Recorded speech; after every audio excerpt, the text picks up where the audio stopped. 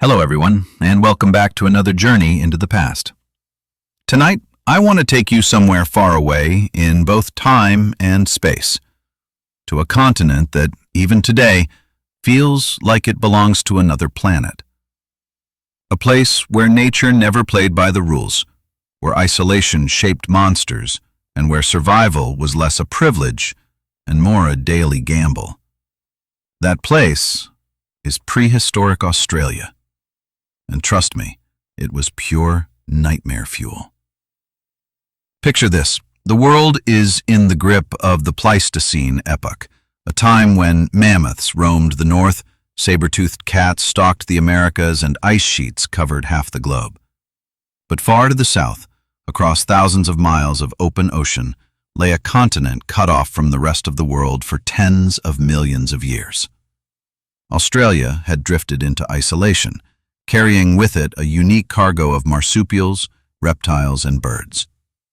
Without the influence of the great land predators of Asia, Africa, or the Americas, these creatures evolved into something stranger, something far more terrifying. The land itself was as much an enemy as the beasts that roamed it. Imagine vast red deserts stretching beyond the horizon, rivers that dried up without warning, and forests that could turn from lush paradise to roaring inferno in minutes. The air shimmered with heat, and the soil baked hard under a sun that seemed merciless even then. Australia's climate was never kind. Drought, fire, and flood shaped both the land and its creatures. It was a land of extremes, and extremes breed monsters. Now, try to place yourself in this setting.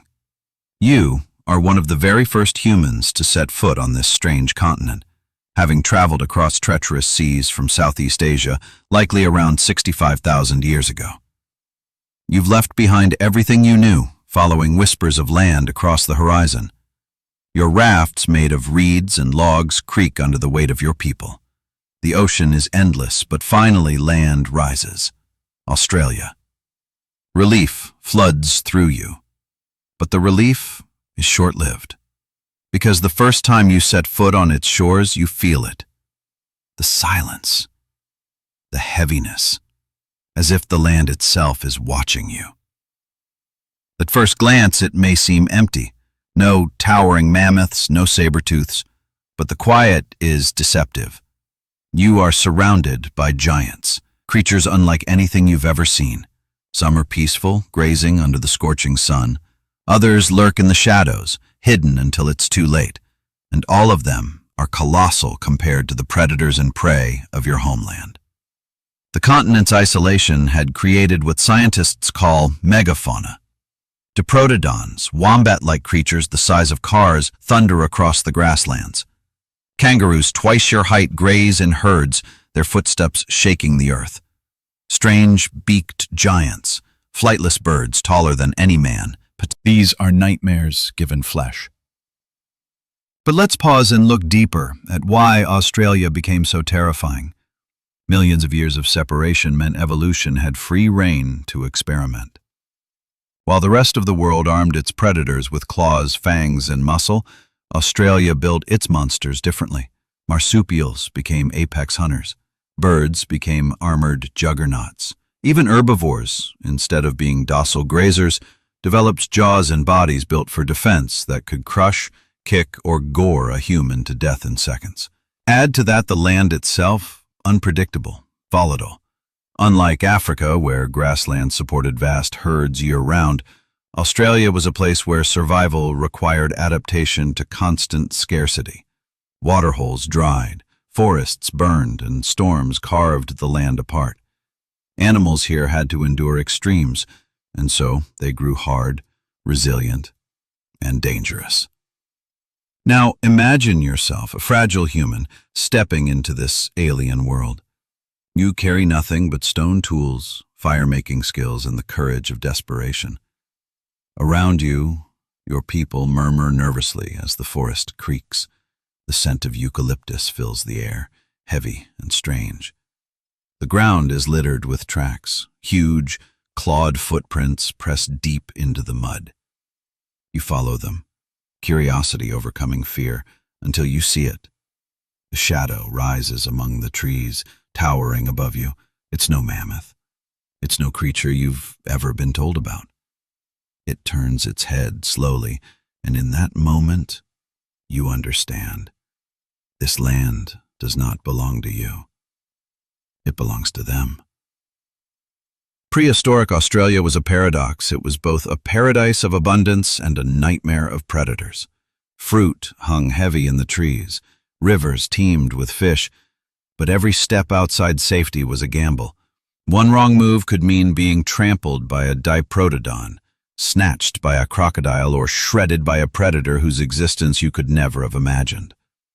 Scientists today reconstruct this world through fossils, bones buried deep beneath the red dust, and the stories of Aboriginal Dreamtime, ancient tales passed down for tens of thousands of years. Those stories speak of great beasts, of giant birds and monsters that swallowed men whole. For a long time, researchers dismissed them as myths, but dig after dig, fossil after fossil, confirmed it. The stories were true. Prehistoric Australia was exactly as terrifying as legend described.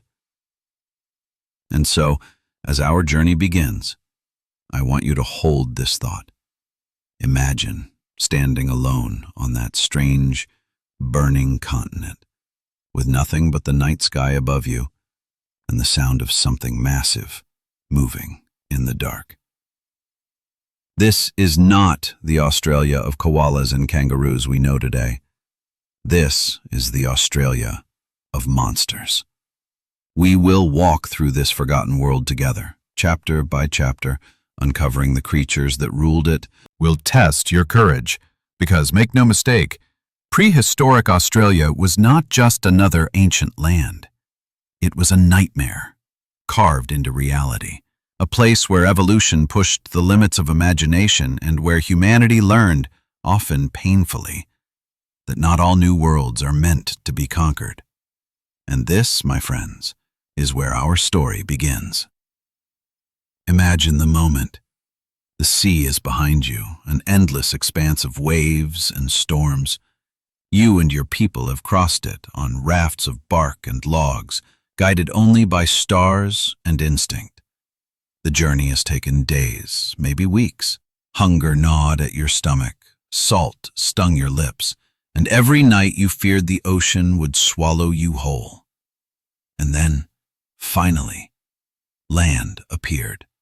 Jagged cliffs rising above the horizon, bathed in the glow of a merciless sun.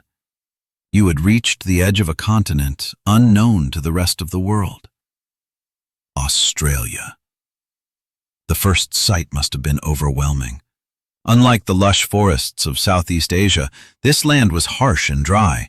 The air smelled different: eucalyptus, resin, and dust. Birds screeched overhead, their calls alien to your ears.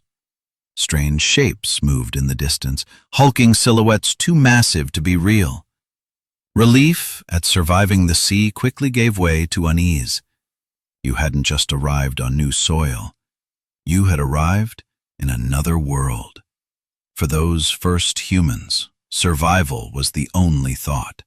Fires were lit, camps were made, and scouts ventured inland. But the deeper they went, the stranger it became. Tracks bigger than their own bodies carved the earth. Droppings larger than gourds lay fresh on the ground. Entire trees bore claw marks far above a man's reach. And then, one evening, as the fire crackled low, something moved beyond the glow of the flames.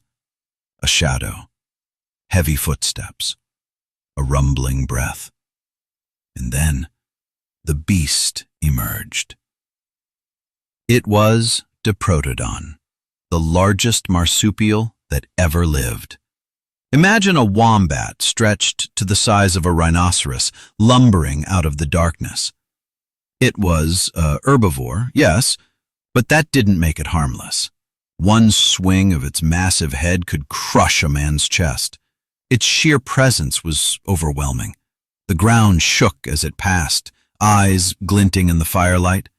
For a people used to deer and wild pigs, this was something else entirely. This was not prey. This was the land itself, alive and watching. Encounters like these must have been constant. By day, herds of giant kangaroos, some over 10 feet tall, moved across the plains. These weren't the bounding creatures we know today. They walked on two legs like men, their muscled frames built more for crushing than hopping. Their faces were blunt, their jaws strong enough to snap branches of things lurking beneath. The people huddled close to their fires, clutching their stone tools, hearts hammering. Fire kept some creatures at bay, but not all. In the trees, the screeches of giant birds echoed. On the riverbanks, eyes gleamed unblinking. And somewhere out in the bush, predators waited. You must remember, these humans had no map of this land. Every step into the wilderness was a gamble. A grove of trees might hold fruit, or a predator crouched in silence. A river might quench your thirst, or swallow you in an instant. Survival here was not just about hunting or gathering. It was about outsmarting monsters. One legend, whispered through Aboriginal Dreamtime stories, speaks of giant birds that swallowed men whole. Today we know these tales likely describe Genyornis, a flightless bird taller than a man, heavier than a horse, with a beak strong enough to crush bone. Imagine coming across a herd of these creatures, their massive feet pounding the ground, their eyes cold and pitiless. You wouldn't think of hunting them. You would pray not to be hunted yourself. And yet, despite the danger, humans did not turn back. They spread inland, carving paths through forests, crossing rivers, and daring the deserts. Why? Because even in nightmare, there was opportunity. The land, though dangerous, offered food in abundance. Rivers teemed with fish. Freshwater turtles lay eggs along the banks. Kangaroo herds, though formidable, provided meat if hunted with caution. And fire, humanity's oldest ally, became a weapon. Fires were set not just for warmth, but to reshape the land, to flush out prey, to create clearings where predators could not so easily hide. Still, the balance was fragile. Every hunt carried risk. A thrown spear might bring down a young kangaroo, but what if its towering kin charged in retaliation? A man might spearfish in a quiet stream, only to vanish in the jaws of a crocodile longer than a canoe. In this world, bravery and recklessness blurred into the same thing. But perhaps the greatest terror was not the animals you could see, but the ones you couldn't. Deep in the forests lurked predators so strange they seemed born of nightmares. Their tracks hinted at claws, their kills at power. The Aboriginal stories spoke of shadow beasts that struck without warning, dragging victims into the dark. And those stories were true. For hidden in the wilderness was a predator that would come to define Australia's nightmare fuel. The marsupial lion, Thylacoleo. But that, my friends, is a story for another chapter filled with eyes you cannot see. This is not a place built for humans. It is a land of giants, of predators, of fire and dust. And yet here you are, standing on the threshold of a new world. Fear claws at you, but so does wonder. Every beast you glimpse, every shadow that stalks you reminds you that you have stepped into a land where reality itself seems stretched. This is not the world you knew. This is prehistoric Australia, and it will test every instinct you possess. And as the fire crackles low and something vast moves in the darkness just beyond its light, you realize a truth you will never forget. In this land, You are not the hunter. You are the hunted. When we think of nightmare predators, we often imagine claws, teeth, and blood. But in prehistoric Australia, even the gentle giants were terrifying. The sheer scale of the herbivores here defied belief. They were not the timid grazers of Africa or Asia. They were armored behemoths, built to withstand drought, fire, and predators. And standing before one of them, you would not feel safe. You would feel small. Let's start with the most legendary of them all, Diprotodon uptatum. Imagine a wombat. Now stretch it. Bigger, bigger still, until it's the size of a rhinoceros. 12 feet long, 6 feet tall at the shoulder, weighing over 2.5 tons. Herds of these creatures once thundered across the Australian grasslands, flattening everything in their path. They were marsupials, relatives of modern koalas and wombats, but calling them giant wombats doesn't do justice to their monstrous presence. The first humans to encounter diprotodons must have been struck by awe and fear in equal measure. Picture a band of hunters creeping through tall grass, spears clutched tight, when suddenly the earth begins to tremble. A low rumble, like distant thunder, builds beneath their feet. Then, out of the haze, massive shapes emerge, a procession of gray hulks moving slowly but inexorably across the plain. Their nostrils flare, their heads swing from side to side, and their huge eyes scan the horizon. One wrong step, one startled cry, and the herd might stampede. And when 2-ton animals stampede, nothing survives. Despite their vegetarian diet, diprotodons were far from harmless. A mother defending her calf could crush a man beneath her bulk. Their skulls, broad and powerful, housed jaws strong enough to snap branches and strip bark from trees. Confronted with such mass, even Australia's apex predator, the marsupial lion, Thylacoleo, would think twice before attacking. For humans, the choice was simple: stay out of the way. But diprotodons were not alone. The Australian plains swarmed with other bizarre giants, each stranger and more unsettling than the last. Take Zygomaturus, for example. Shorter than Diprotodon, but it crushed tough vegetation. Some researchers believe it might have had a trunk-like nose similar to a tapir. Picture that, a marsupial with the body of a beast and the face of a nightmare, lumbering through the swamps and forests. Now imagine you are a hunter creeping near a waterhole at dusk. The air is heavy, filled with the buzzing of insects. You hear splashes and see movement among the reeds. At first, you think it's a herd of smaller kangaroos, an easy hunt. But then the shapes rise. Massive shoulders, thick necks, and that strange trunked face staring back at you. The Zygomaturus herd moves slowly into the shallows, drinking, unaware of your presence. Your people hold their breath. If they catch your scent, they might charge. And unlike prey, these beasts will not flee. They will fight.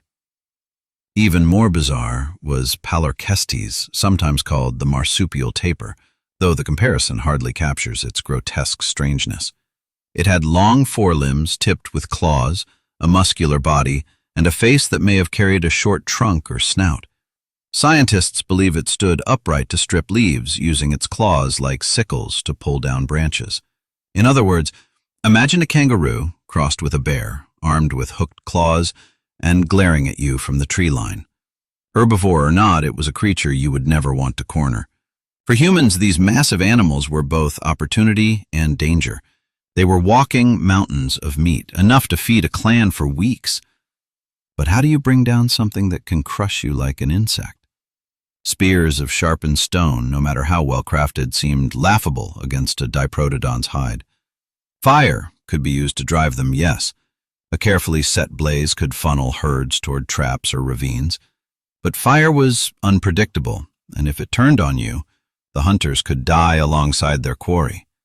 Every hunt was a wager against nature itself. And then there was the question of revenge. We often think of herbivores as passive, but in Australia's prehistoric world, they had evolved under constant pressure from predators. They were not meek. They were fighters. A Diprotodon, startled at close range, could swing its skull with the force of a sledgehammer. A kangaroo face to face might lash out with claws or kick with hind legs strong enough to disembowel. And Palorchestes, with its hooked claws, could easily shred a man who ventured too close.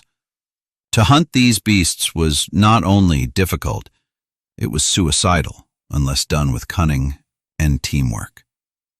Let's not forget the psychological toll. Imagine standing among these giants. No walls, no weapons of iron, no refuge but fire. You are dwarfed at every turn. The ground trembles with their steps. The air vibrates with their calls. To early humans, it must have felt like walking among gods, strange alien gods that cared nothing for your existence. Even today, we can sense their presence in the bones left behind. Fossils of Diprotodon unearthed across the continent, their skulls as wide as a human torso, their teeth worn from chewing bark and roots. Aboriginal rock art depicts massive creatures, sometimes shown alongside tiny human figures, as if to remind generations of the power and danger they embodied. The Dreamtime stories speak of monstrous wombats, colossal kangaroos, and forest beasts with long noses and claws, memories preserved across tens of thousands of years. The truth is, to live in prehistoric Australia meant sharing the land with giants. You could not ignore them. You could not dominate them. You could only adapt, learn their patterns, and pray they did not turn their attention toward you. And here lies the irony. While these herbivores were not predators, they shaped human life just as much. They dictated where you could camp, where you could hunt, where you could walk without being crushed. They controlled the land, their migrations carving paths across the plains, their need for water shaping human movement. In every way that mattered, humans were not masters of this land. They were guests, unwelcome ones. The giants of the grasslands were both awe-inspiring and nightmarish. They were the backdrop to every firelit night, every whispered story, every desperate hunt. And though they were herbivores, their size, their strength, and their alien presence made them just as terrifying as any predator. But if you think these massive plant eaters were unsettling, wait until you meet the monsters of the sky. Creatures that turned the open plains into killing grounds, swooping from above with talons and beaks sharp enough to end a life in seconds. That, however, is a story for the next chapter. If Diprotodon was the undisputed giant of prehistoric Australia, then Zygomaturus was its twisted cousin. Shorter, stockier, but no less formidable. Standing nearly 7 feet tall at the shoulder and weighing over half a ton, this marsupial looked like something out of a nightmare. Its face was grotesque, a short, deep skull, jaws set with massive grinding teeth, and a body built like a tank. Some scientists believe it may have sported a short trunk like a tapir, giving it a snuffling, proboscis-like face. Imagine being an early human, creeping through the underbrush, only to see this strange silhouette rise up from the reeds. It was not a creature you could mistake for anything familiar. It was alien. Zygomaturus lived in swampy environments, feeding on water plants and shrubs. To humans, these marshlands promised food, fish, turtles, and drinkable water. But entering them meant sharing space with giants. Imagine stepping into knee-deep water, spear in hand, when the reeds part and a Zygomaturus bellows, its deep chest reverberating like a drum. Its bulk surges forward, splashing through the swamp, and you realize too late that you are in its territory. The danger wasn't charged. Those jaws could easily snap a bone. To a group of hunters, the sight of one of these beasts would be paralyzing. You could not outrun it in swamp water. You could not outfight it. All you could do was retreat and pray it didn't follow. And then there was Palorchestes, perhaps the strangest of all. Fossils reveal a creature shaped like a giant wombat but with bizarre adaptations. Forelimbs longer than its hind legs, tipped with claws like sickles, a body heavy and muscular, and a skull that suggested some kind of fleshy snout. To picture it, think of a sloth crossed with a bear, armed with hooked claws, moving with unsettling slowness until it struck. Palorchestes is believed to have been a browser, feeding on leaves and branches. But that doesn't mean it was harmless. Those claws could strip bark from trees, or rip through flesh. Imagine wandering into a forest clearing thinking it's safe, only to see the shadows shift.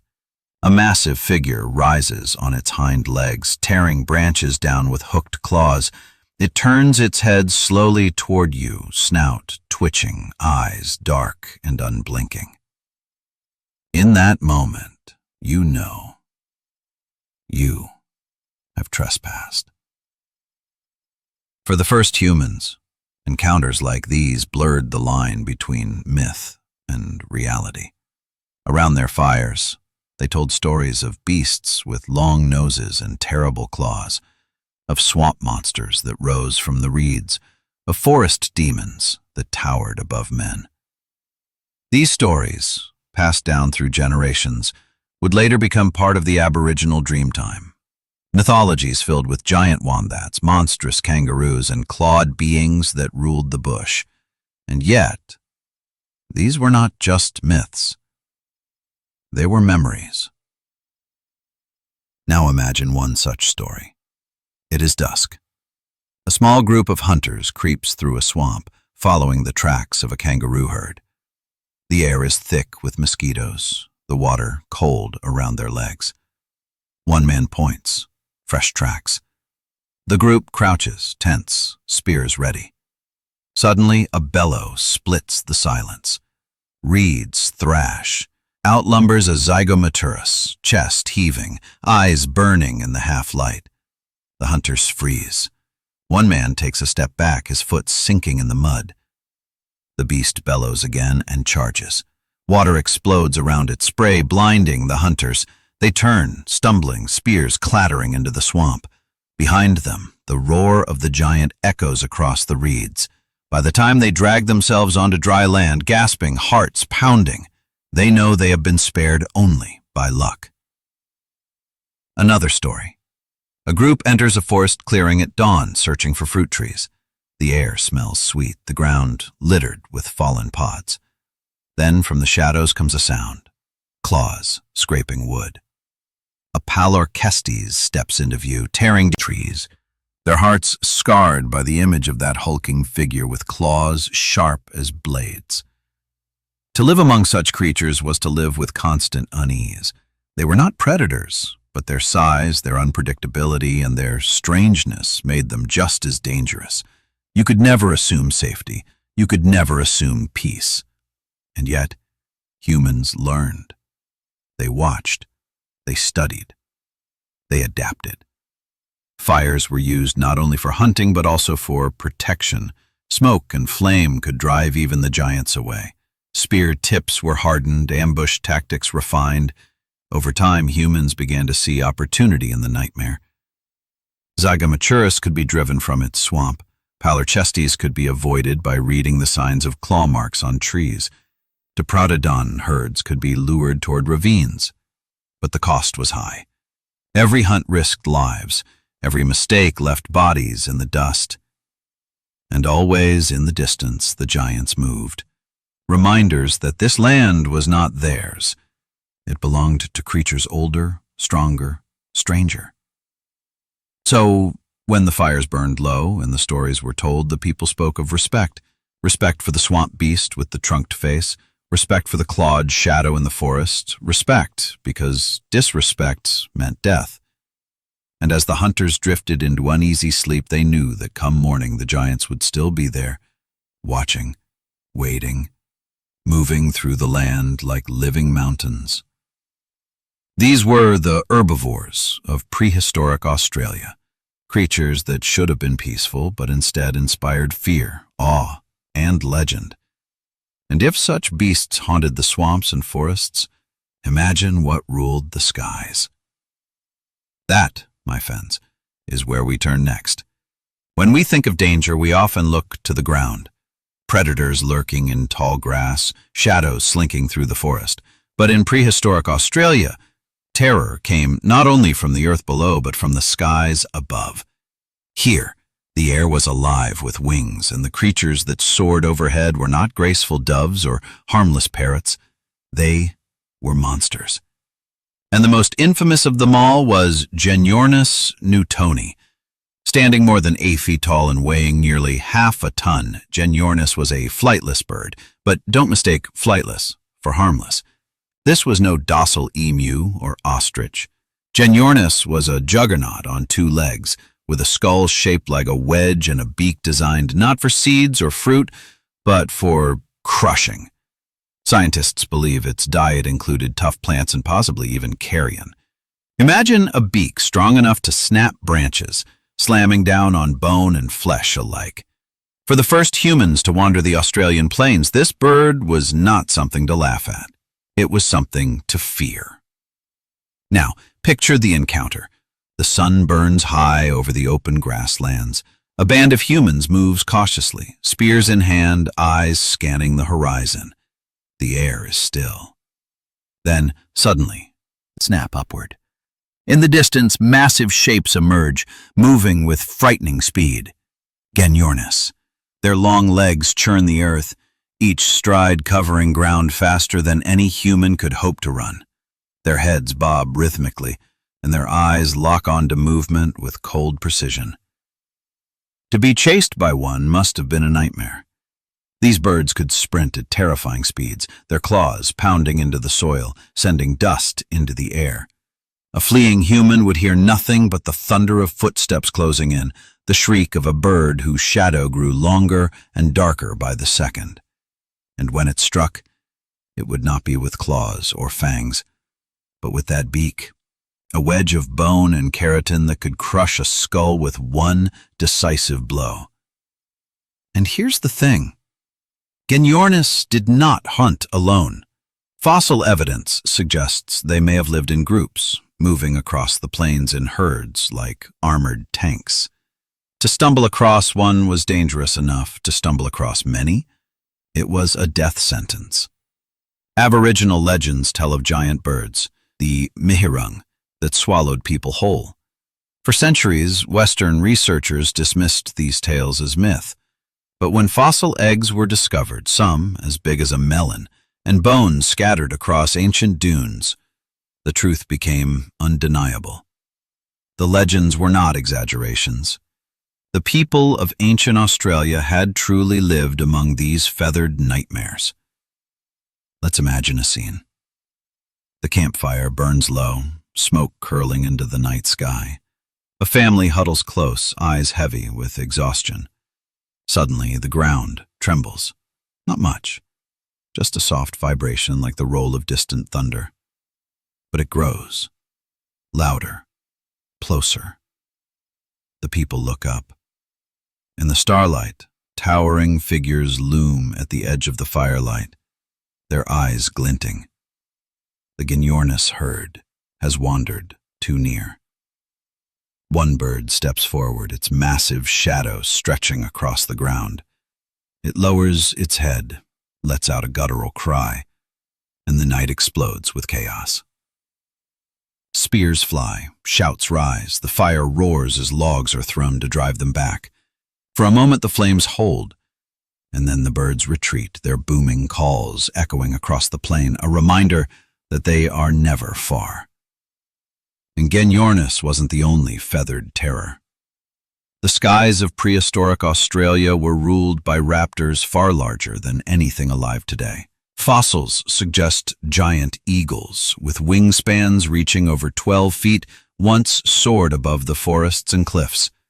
If modern wedge-tailed eagles can bring down kangaroos, imagine what their colossal ancestors could do. They would have been capable of carrying off a child, or even killing a grown adult with talons the size of daggers. For early humans, this meant the danger was everywhere. The swamp might hide crocodiles, the forest might conceal Thylacoleo. The psychology of this. Humans had spread across continents, adapting to predators with fur and fangs. But how do you defend against the sky itself? Fire doesn't burn the air. Spears can't reach a bird diving at 40 miles an hour. Even vigilance meant little, because no matter how alert you were, the threat could descend from above before you even had time to scream. It must have changed the way people lived. Camps were built beneath trees, not only for shade but for cover. Fires were kept burning, not just for warmth but to ward off intruders of every kind. And stories, warnings whispered into the ears of children, spoke of birds that watched from the clouds, waiting to strike. In time, humans adapted. They learned to track Genyornis, to harvest their eggs, to drive them away with fire, but the cost was always high. Imagine stealing an egg the size of your head, only to hear the thunder of footsteps closing in. Imagine carrying meat back to camp, only to feel the rush of air as a giant eagle swoops low, talons outstretched. Each day was a battle not just against hunger, but against the sky itself. And yet, humans endured. But the memory of those avian monsters never faded. To this day, Aboriginal art and myth speak of enormous birds, creatures that killed, chased, and haunted the land. The Dreamtime stories were not inventions. They were history, preserved in voices, in paint, in firelight. Genyornis, the thunderbird, is gone now. Its bones lie silent in the desert sands, its eggshells scattered like broken memories. But in the time of the first Australians, it was real. It walked the plains, it thundered across the horizon, and it turned the open sky into a place of fear. And if the sky itself was dangerous, then what hope was there on the ground? Because while the birds were terrifying, they were not the worst. No. The true nightmare of Australia lay hidden in the shadows, in the forests and caves. A predator so strange, so deadly that even the giants feared it. That predator was Thylacoleo, the marsupial lion. And it is there we turn next. The morning sun rises over the plains, painting the horizon in streaks of gold and crimson. A small band of hunters creeps silently through the tall grass, eyes fixed on the distant waterhole. Their stomachs growl with hunger. For days they have found little more than roots and lizards, and now desperation pushes them forward. They know the waterhole attracts game, kangaroos, wallabies, even turtles, but they are not alone in this hunt. The hunters kneel, spears poised, when the ground trembles faintly. At first, they think it is the approach of kangaroo herds, but then comes a sound. A deep, booming call like the beat of a war drum. Heads whip around, rising from the far side of the water. Their beaks glint in the sun. The hunters freeze, hearts pounding, caught between hunger and fear. The birds stride into the shallows, lowering their heads to drink, their guttural calls reverberating across the plains. One lifts its head, eyes scanning. It stares directly toward the grass where the hunters hide. Then it bellows, a sound that shakes the very air, and begins to charge. The hunters erupt into chaos. Spears fly, clattering harmlessly against the bird's armored chest. The Genyornis surges forward, legs pumping like pistons, each stride closing the gap with terrifying speed. One man screams as the bird's beak slams down, crushing his spear to splinters inches from his face. He tumbles backward, scrambling desperately through the grass. The others scatter, running for their lives, their cries drowned out by the thunder of pursuit. This is what it meant to face Genyornis. It was not prey. It was a living wall of muscle and rage, its very presence turning hunters into hunted. But Genyornis was not the only terror from above. High in the thermals, giant eagles circled. With wingspans of 12 feet, they were shadows that slid silently across the ground. Their eyes could pick out movement from miles away, their talons sharper than knives. A child wandering too far from camp was easy prey. Even adults distracted at a waterhole or caught in open terrain were vulnerable to the sudden rush of wings, the impact of claws slamming into flesh. Imagine being that child. You wander from the safety of the camp, following the sparkle of dragonflies over the reeds. The air is hot, buzzing with insects. You kneel, reaching into the water. Then, silence. The buzzing stops. The world goes still. And then you feel it. A shadow sliding over your body. You look up, and the sky is filled with wings. A scream tears from your throat, but it's too late. The eagle dives, talons outstretched. The last thing you see are eyes like burning coals. For early humans, this was the reality of life in prehistoric Australia. Danger from every direction. The swamp hid giants. The forest hid claws, and the sky itself hunted them. No place was safe, not even the heavens. It is no wonder, then, that Aboriginal stories told of monstrous birds, beings of power and terror, capable of swallowing people whole. These weren't just stories to frighten children. They were survival lessons, warnings carved into memory. Stay near the fire, stay under the trees, watch the skies. And still, people risked everything to confront these monsters. Because the eggs of Genyornis were treasure. Larger than a human head, filled with enough food to sustain a family for days, they were worth any risk. Archaeological evidence suggests that humans harvested these eggs, leaving behind sand littered with massive eggs half buried. The air is thick with tension. Every sound, a crunch of sand, a whisper of wind, feels like a threat. Carefully, they lift an egg, cradling it against their chests.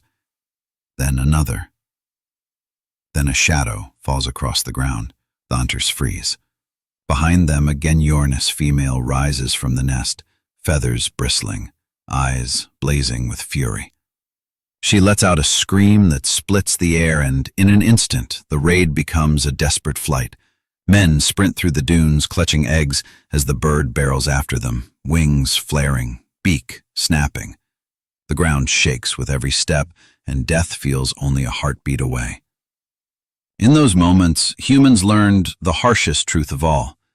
In Australia, nothing was given freely. Every meal was stolen, every victory was borrowed, and the price was always blood. Even as humans adapted with fire, with cunning, with teamwork, the skies remained a place of fear. You could not fight the shadow that swooped without warning. You could not outrun the thunder that came on two colossal legs. All you could do was endure, and endure they did. The stories of these birds, passed from mouth to mouth, became more than warnings. They became myths, legends of beings that stalked the earth long before men.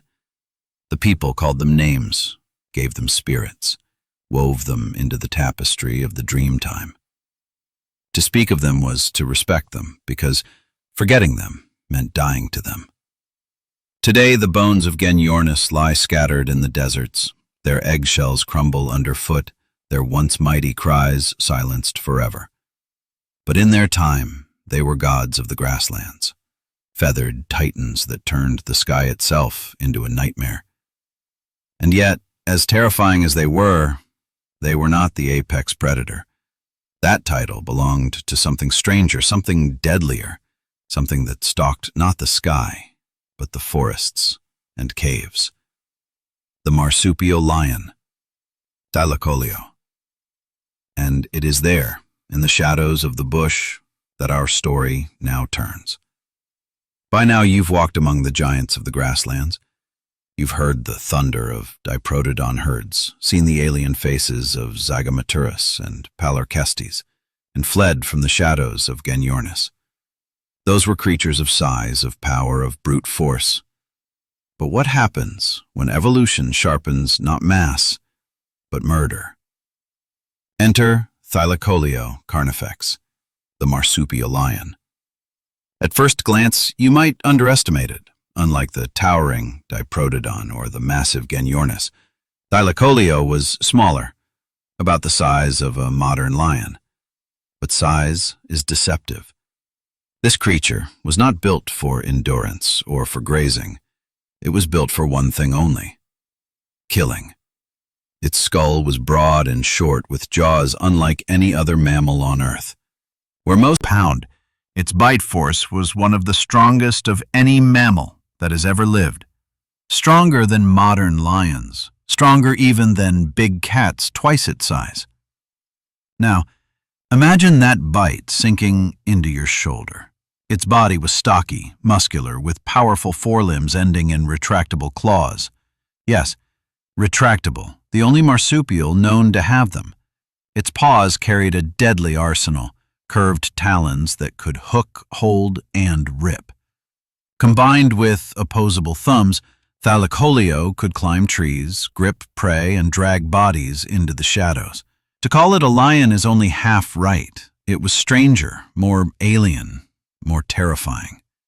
It was an ambush predator, silent, patient, deadly. Picture yourself in the bush, the trees close around you, the air damp and heavy. You're hunting wallabies, ears straining for every sound.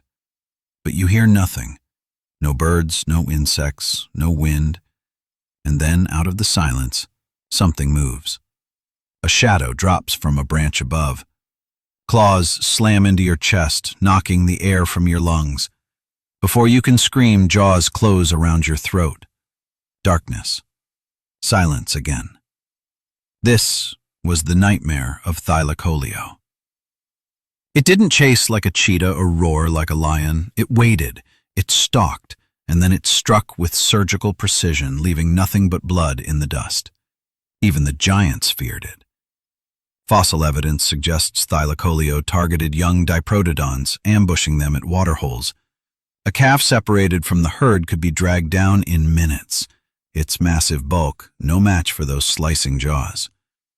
Kangaroos, wallabies, even giant flightless birds, all were prey. And when humans arrived, small, soft, and slow, they were simply another meal on the list. Aboriginal Dreamtime stories speak of shadow beasts, creatures that lurked in caves and struck without warning. Some tales describe giant cats, though cats never lived in Australia. Others tell of monsters with crushing jaws and hooked claws. To the people of the time, these were not stories. They were memories of encounters with Thylacoleo. Imagine the fear of entering a cave for shelter. The air is cool, the floor littered with bones. You light a torch, and the shadows move. Eyes glint. A shape unfurls from the darkness. Before you can react, it lunges. Your torch falls, the flame sputters, and in the chaos, screams echo. The survivors stumble back into the night, leaving the cave behind forever, marked in memory as cursed. Thylacoleo was not a pack hunter. It didn't need to be. One was enough. It relied on stealth, ambush, and raw killing power. That made it unpredictable. A herd of Genyornis could be tracked. A Diprotodon herd could be avoided. But Thylacoleo? You never knew when or where it would strike. It could be watching you from the trees right now, silent and patient, waiting. What defense did you have against a shadow that fell from above? How do you fight an enemy that leaves no warning until its claws are already in your flesh? The truth is, you didn't. You survived by fear, by caution, by never letting your guard down. You learned to read the silence of the bush, to sense when the birds stopped singing, when the air grew heavy. You carried fire, always, not just for warmth, but for light to drive back the shadows. And even then, you knew it was not enough. Thylacoleo ruled the night. It ruled the shadows. And for tens of thousands of years, it reminded humanity of its place, not as conquerors, but as prey. And yet, there's a deeper terror here, because Thylacoleo wasn't alone. In the rivers lurked crocodiles bigger than boats. In the deserts, Megalania stalked the sands. And when you combine them all, The giants of the grasslands, the monsters of the sky, the hunters of the shadows. You began to see the full picture of prehistoric Australia. It wasn't just a land of nightmares. It was nightmare itself, given form, stretching across forests, plains, deserts, and rivers. And in this theater of horror, Thylacoleo played the starring role. But our story with the marsupial lion is not finished yet, because in the next part we will walk through the chilling reality of what it meant for humans to encounter this predator, not as an abstract fear, but in blood, in screams, in survival against impossible odds. That, my friends, is where we go next. The night is heavy with silence. The fire crackles low, throwing orange light across the faces of weary hunters. Beyond the glow, the bush looms, endless, dark, impenetrable. Every rustle of leaves, every snap of a twig makes hearts quicken. The people know something is out there. They felt it all day, that creeping sensation, the weight of unseen eyes. And then it comes. From the shadows, a shape erupts, compact, muscular, low to the ground, a blur of fur and claws. Before anyone can scream, one of the hunters is knocked backward, pinned beneath a weight as strong as stone. A guttural snarl fills the air, followed by the wet sound of teeth sinking deep into flesh. Blood sprays across the dirt. Thylacoleo. Chaos explodes. The fire scatters sparks into the night as people leap to their feet shouting, grabbing spears. But the predator moves with terrifying precision. Its jaws lock onto the victim's throat, severing life in an instant. Then, with shocking ease, it drags the body into the darkness, vanishing as quickly as it appeared. Silence returns. Only the faint crackle of fire remains. But now the silence is worse, heavier, suffocating, because everyone knows it isn't gone. It's waiting. This is what made Thylacoleo so miles away. Unlike the birds, you couldn't hear its calls across the plains. It was quiet, invisible. And when it struck, you had seconds. Seconds to live, seconds to react, seconds to die. Its body was built for this. Those retractable claws sank deep into muscle, anchoring the prey. Its opposable thumbs allowed it to grip and hold. Its bite, stronger than a lion's, sliced through flesh like a blade. Pound for pound, Thylacoleo was one of the deadliest predators that ever lived. Now imagine being human in this land. You're not just scared of the darkness, you're terrified of the silence. Because silence means the bush has gone still. Silence means something is watching. And silence means that at any moment, a shadow might fall from above, and you'll never see dawn again. Let's paint another scene. It's midday. The sun is high, but the canopy of the forest dims the world to a dusky green. A group of gatherers moves through the underbrush, searching for fruit. Children laugh as they pick berries, their voices carrying through the trees. But the elders grow tense. The forest is too quiet. No birds, no insects, no wind. Only stillness. Then, a flicker of movement. Too fast to track. A blur leaps from a low branch, crashing onto one of the children. Screams split the air. The predator pins its prey, claws tearing, jaws snapping shut with sickening force. Blood darkens the leaves. The others scatter in panic, mothers clutching children, fathers hurling spears that glance off fur. The beast snarls, lips curled back to reveal teeth like blades. With a final heave, it drags the body into the shadows, vanishing. The forest returns to silence.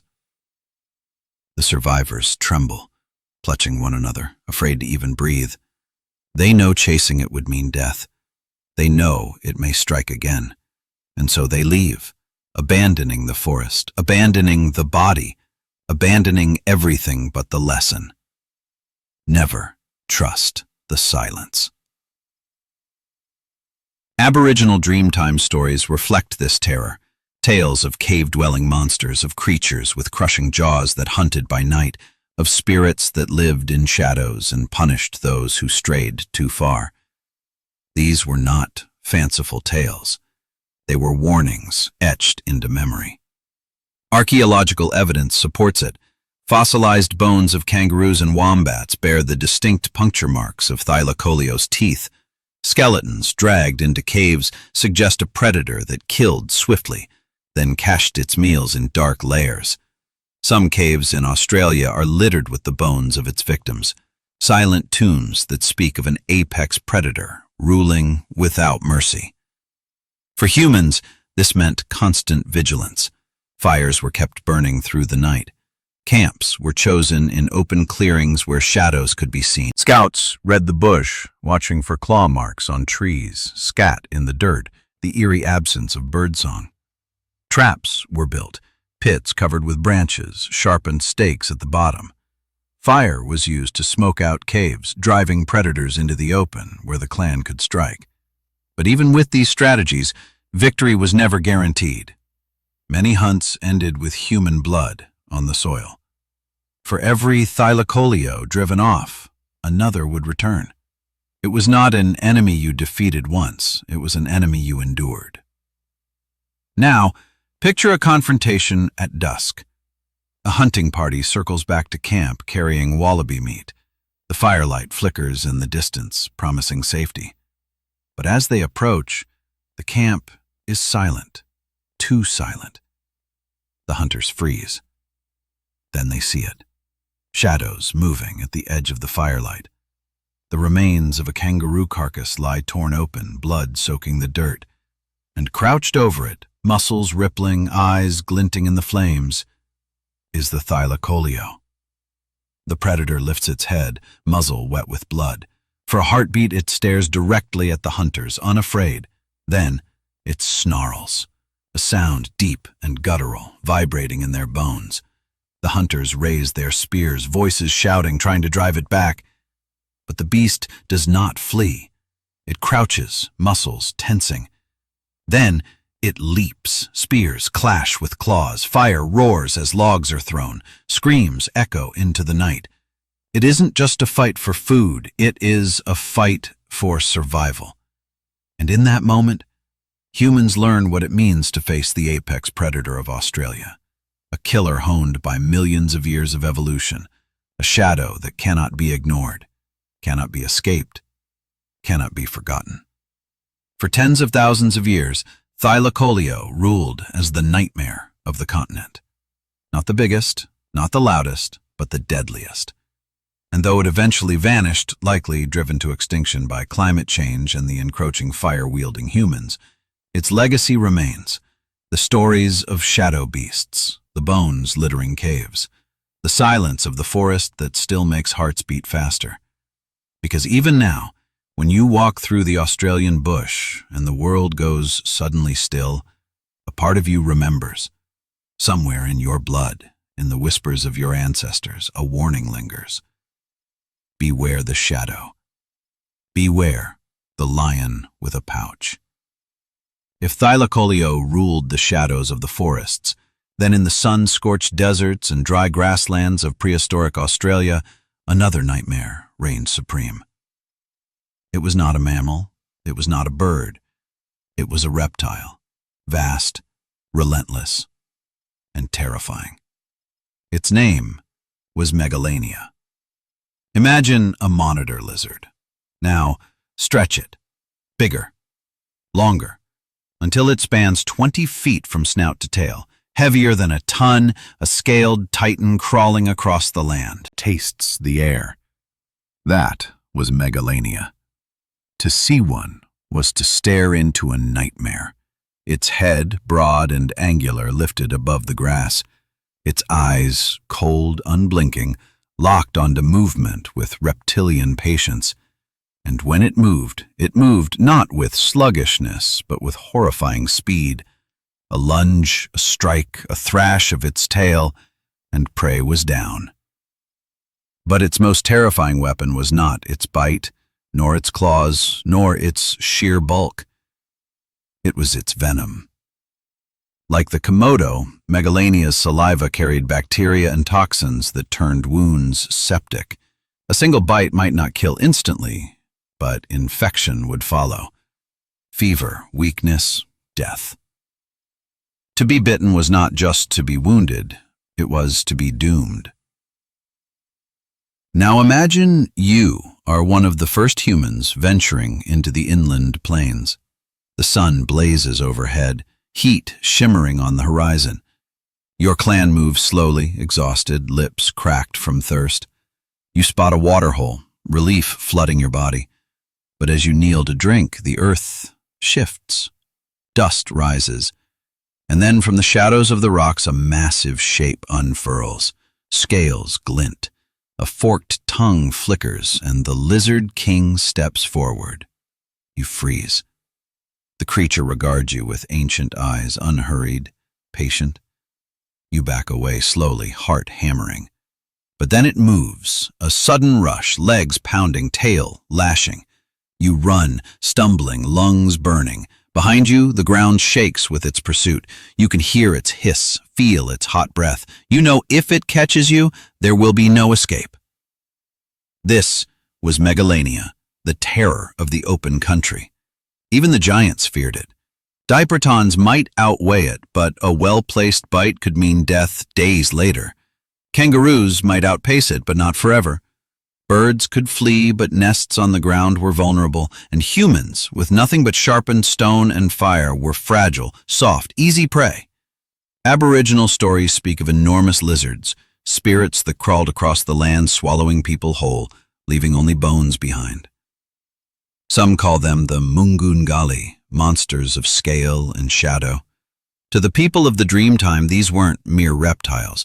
They were embodiments of death itself, reminders that the earth always reclaims what it gives. The evidence is there in the fossils. Enormous vertebrae, ribs as thick as branches, claws like daggers. Paleontologists estimate Megalania weighed as much as a small car, capable of overpowering anything in its path. To stand before it was to feel the insignificance of flesh against ancient power. Let's picture a hunt. A group of hunters stalks a herd of kangaroos moving quietly through the scrub. The air is still, the ground cracked and dry. Suddenly one man freezes. In the dust ahead lies a massive track, wider than his, sweeping behind it like a whip. Dust clouds rise around its legs. The hunters scatter, shouting, spears raised. One throws his weapon. It glances off scales, useless. Another hurls fire. The flames lick the dry grass, but the beast doesn't flinch. It surges forward, jaws snapping, tail striking with bone-crushing force. A man falls, screaming, his leg broken. The others pull him back, retreating in terror, while the Lizard King watches, unblinking. It doesn't give chase. It doesn't need to. It knows the wounded man will not live long. The bite is enough. Time will finish what teeth began. This was the horror of Megalania. You didn't just fear the attack. You feared what came after. Infection, fever, death in the days to follow. Even if you escaped, you carried the shadow of its bite with you. And so humans adapted again. They avoided the rocky outcrops where Megalania basked. They stayed clear of waterholes at dusk when reptiles came to drink. They burned grasslands before settling, driving predators away with fire. And always, they told stories. Stories to remind children never to wander, never to drink from still water without caution, never to forget the lizard that hunted the sunlit world. Megalania was not only a predator, it was a force, a reptilian lord that turned the dry lands into its kingdom.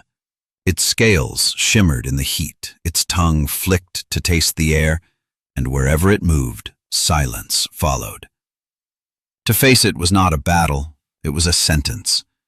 And the only way to survive was to keep moving, to never let your guard down, to respect the land it ruled. Even today, Australia's reptiles carry echoes of their ancient king. The Komodo dragon, far to the north, is its closest living kin, a shadow of what once was. But in the red heart of Australia, in the heat shimmer and dust, you can almost imagine it still. A ripple of movement on the horizon, a flicker of scales, a shadow too large to be real, and then you understand. This land was once ruled not by mammals, not by birds, but by lizards. And the greatest of them all was Megalania. But Megalania was not the only reptilian terror, for in the rivers and swamps of prehistoric Australia, another predator lurked. Longer, stronger, and more relentless than even the lizard king, a crocodile that stalked the waterways like a living nightmare. Quinkana. And that is where we turn next. If Megalania was the tyrant of the drylands, then its aquatic counterpart was no less terrifying. In the rivers, swamps, and floodplains of prehistoric Australia lurked a predator whose very name sends shivers down the spine. Quinkana. Forget the saltwater crocodiles of today, land as well. Its long legs allowed it to walk upright on the ground, stalking prey far from the water's edge. That made it different. That made it worse. Imagine walking along a riverbank at dawn, the mist curling across the surface. You kneel to drink, the cool water offering relief after hours of travel. The bush is quiet, the river is calm, and then, without warning, the water explodes. A shape surges upward, massive, unstoppable. Jaws slam shut around your leg, teeth sinking into flesh like knives. You are yanked off your feet, dragged into the depths. Your screams vanish beneath the roar of the river, and before your companions can react, you are gone. This was the nightmare of Quinkana. Unlike Megalania, which could be seen lumbering across the open country, Quinkana was a phantom. You rarely saw it until it was too late. Its hunting strategy was ambush, pure and simple. It lay in wait beneath the water's surface, eyes and nostrils just above the ripples, utterly still. Hours could pass, days. Then, when prey drew near, Diprotodon, kangaroo or human, it struck with explosive power, dragging its victim into the depths, where lungs burned and bodies thrashed until stillness returned. But Quinkana was more than a water-bound killer. Fossil evidence suggests it prowled the land as well, its long limbs carrying it across floodplains in search of prey. Imagine stumbling across one on dry land, a reptile longer than 2 men laid end to end, body low to the ground, jaws gaping. To face it was not to face a crocodile. It was to face something older, something primal, something that had perfected the art of death over hundreds of millions of years. Now let's step into the shoes of early humans. Your clan has traveled far across the dry interior. The sun beats down, your lips crack, your children cry from thirst. Then, salvation. A river, winding through the plain, its surface glinting in the sun. You rush forward, dropping your spear, falling to your knees to drink. The water is cool, sweet, life itself. Relief floods you. But then, silence. A ripple, a shift of current. And then it happens. The surface explodes. A massive body erupts from the water, jaws wide, teeth flashing. You barely have time to scream before your leg is caught, crushed in a vise of bone and muscle. Pain ignites through your body. You thrash, clawing at the ground, but the pull is relentless. The river swallows you whole. Your clan shouts, hurling spears, rushing to the bank, but it is useless. The water is red. The river takes you, and Quinkana disappears beneath the surface, leaving only ripples and silence. To live in a land ruled by Quinkana meant fearing water. Every river crossing, every drink, every fish hunt carried the weight of death. You could never relax, never trust the calm surface, still wet from a recent flood. You hear something move behind you, a hiss, a scrape of claws on mud. You turn, and there it is. The crocodile, walking on land, its massive tail dragging furrows in the soil. Its mouth opens, a guttural growl rolling from its throat. You raise your spear, but your hands tremble. You know you cannot fight it. You can only run. But even running was no guarantee. Quinkana could surge forward in sudden bursts, its muscular legs propelling it with shocking speed. To be caught in the open was death. The only hope was fire. Torches waved, flames thrust forward, the heat and smoke enough to drive it back. Fire was the one weapon humans had that Quinkana feared. But not always. There are stories of flames failing, of predators lunging through the smoke, of screams cut short in the night. Aboriginal Dreamtime stories tell of giant water monsters, spirits that lived in rivers and devoured the unwary. Some speak of beings that demanded respect, offerings of food, careful rituals before approaching the water. These stories, passed through generations, were not idle tales. They were survival strategies, a way of teaching children, never trust the river, never turn your back, never forget what waits beneath. Even today, saltwater crocodiles in northern Australia echo this terror. They strike without warning, dragging fishermen from boats, swimmers from shallows. But Quinkana was larger, stronger, more relentless. It didn't just rule the rivers, it ruled the land around them, turning every journey into a gamble. Now picture a hunt gone wrong. A clan gathers at a riverbank, torches lit, nets woven from reeds. They wade into the shallows, casting their nets for fish. Laughter rises as the first catch splashes in the baskets. For a moment there is joy. Then the water swells. A shape surges beneath the surface, a shadow darker than the river itself. Before anyone can react, the predator explodes upward. A child vanishes in its jaws. Screams fill the air, spears stab the water, torches are hurled, the surface boils with thrashing.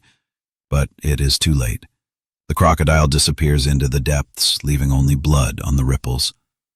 The clan flees the riverbank, abandoning nets, abandoning fire, abandoning hope.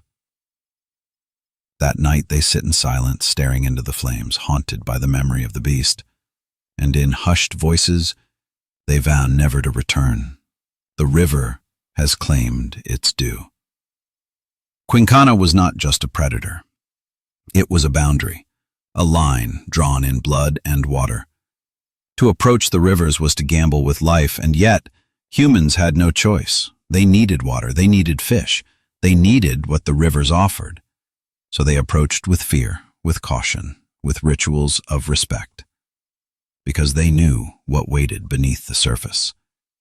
Today, its bones rest in dry riverbeds and caves, relics of an age when crocodiles were king. Stories of spirits beneath the rivers, in the fear that still grips anyone who hears a splash in the dark. Megalania ruled the deserts, Quinkana ruled the waters, and together they turned Australia into a land where every step, every drink, every breath was haunted by the possibility of death. But the nightmare didn't end there, because beyond the rivers and deserts, in the seas that surrounded the continent, even greater monsters waited. Armored turtles with spiked tails, sharks that patrolled the coasts, and creatures of the deep that swallowed anything foolish enough to cross their path. And it is into those waters that we must now descend. When humans first stepped onto the continent, they quickly learned a terrible truth. Danger was not confined to land, nor even to rivers. It extended outward into the shallow bays, the beaches, and the crashing surf of Australia's coasts. Here, too, monsters reigned, and among them was one of the strangest, most formidable creatures ever to crawl across sand.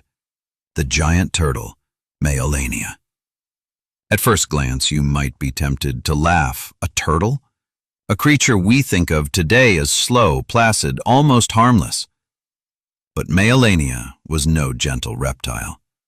Stretching nearly 8 feet in length, weighing as much as a small car, it was a tank encased in bone.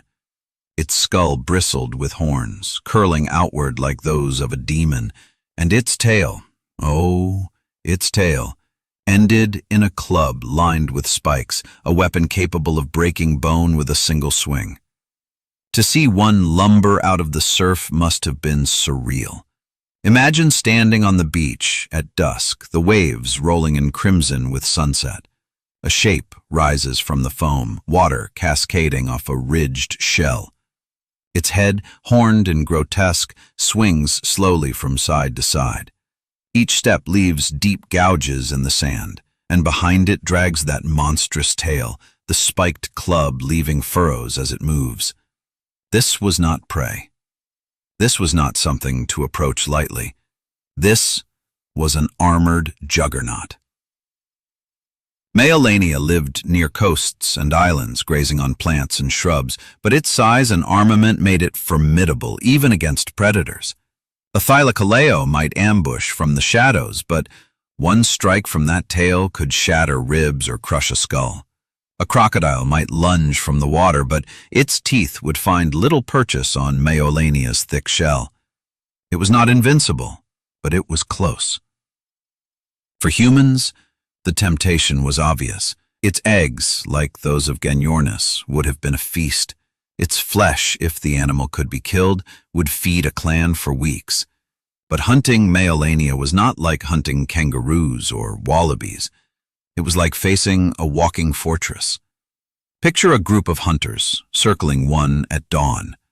They carry spears, fire, courage. The turtle hisses, crack like thunder. He crumples, gasping, ribs shattered. The others retreat in panic, dragging him back, their eyes wide with terror. The Megalania lumbers forward a few more steps, hisses once more, then turns and vanishes into the surf. The hunters are left with nothing but wounds and fear. Aboriginal Dreamtime stories speak of horned turtles, spirits that guarded the waterholes and beaches, beings of immense strength and stubbornness. These were not tales of gentle creatures. They were warnings: approach with respect or suffer the consequences. The fossil record confirms their might. Megalania skulls bristle with horns, thick and heavy, their necks armored with bony rings. Their tails bear spikes like maces, weapons unmatched in the reptile world. To stand beside one was to feel small, fragile, temporary. And yet, despite their defenses, humans found ways. Fire could drive them into traps. Spears thrust beneath the shell, aimed at softer flesh, could eventually wear them down. But it was never easy and always dangerous. For every feast won, there was blood spilled. Now, imagine an island camp. Your clan has sailed across shallow waters on rafts, reaching a new land rich with palms and fruit. But food runs thin. Then, one morning, you see them. Massive shapes crawling up the beach. Megalania, their shells glistening, horns casting shadows in the rising sun. The clan rejoices. Here is salvation. Here is meat enough for weeks. But when they close in, the nightmare begins. The turtles hiss, their tails swinging. Spears splinter against shells.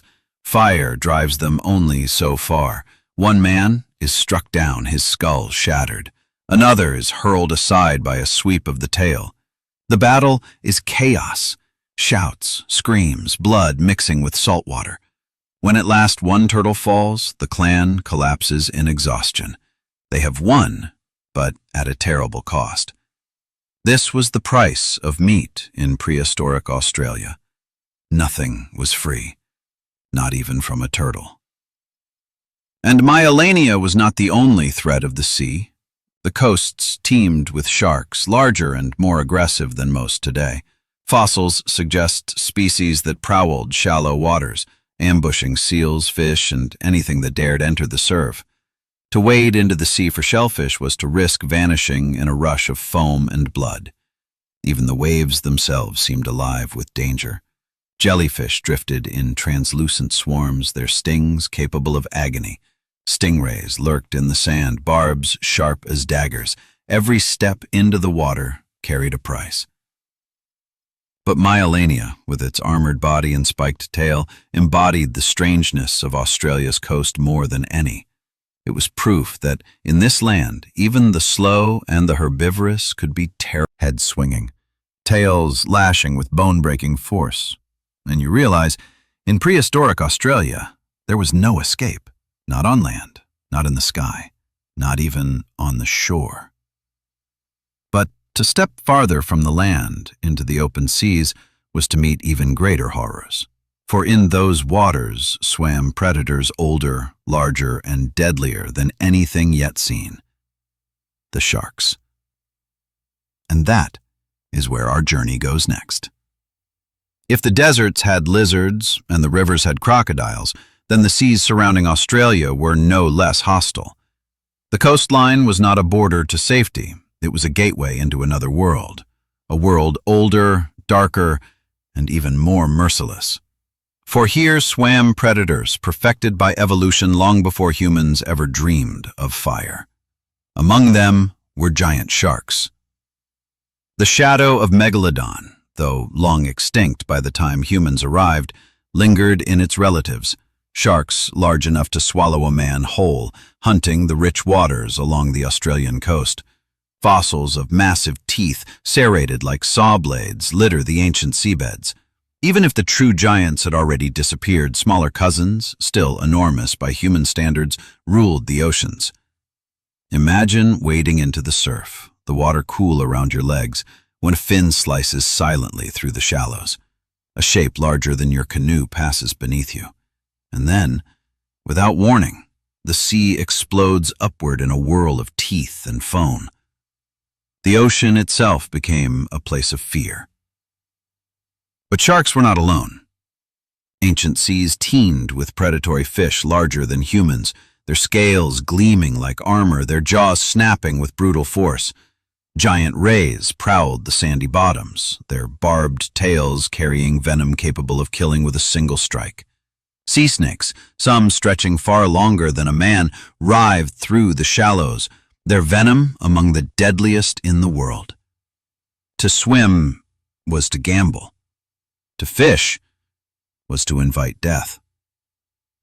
And if those dangers weren't enough, the coastlines were also patrolled by crocodiles, saltwater monsters that could leave the rivers and sweep out into the sea.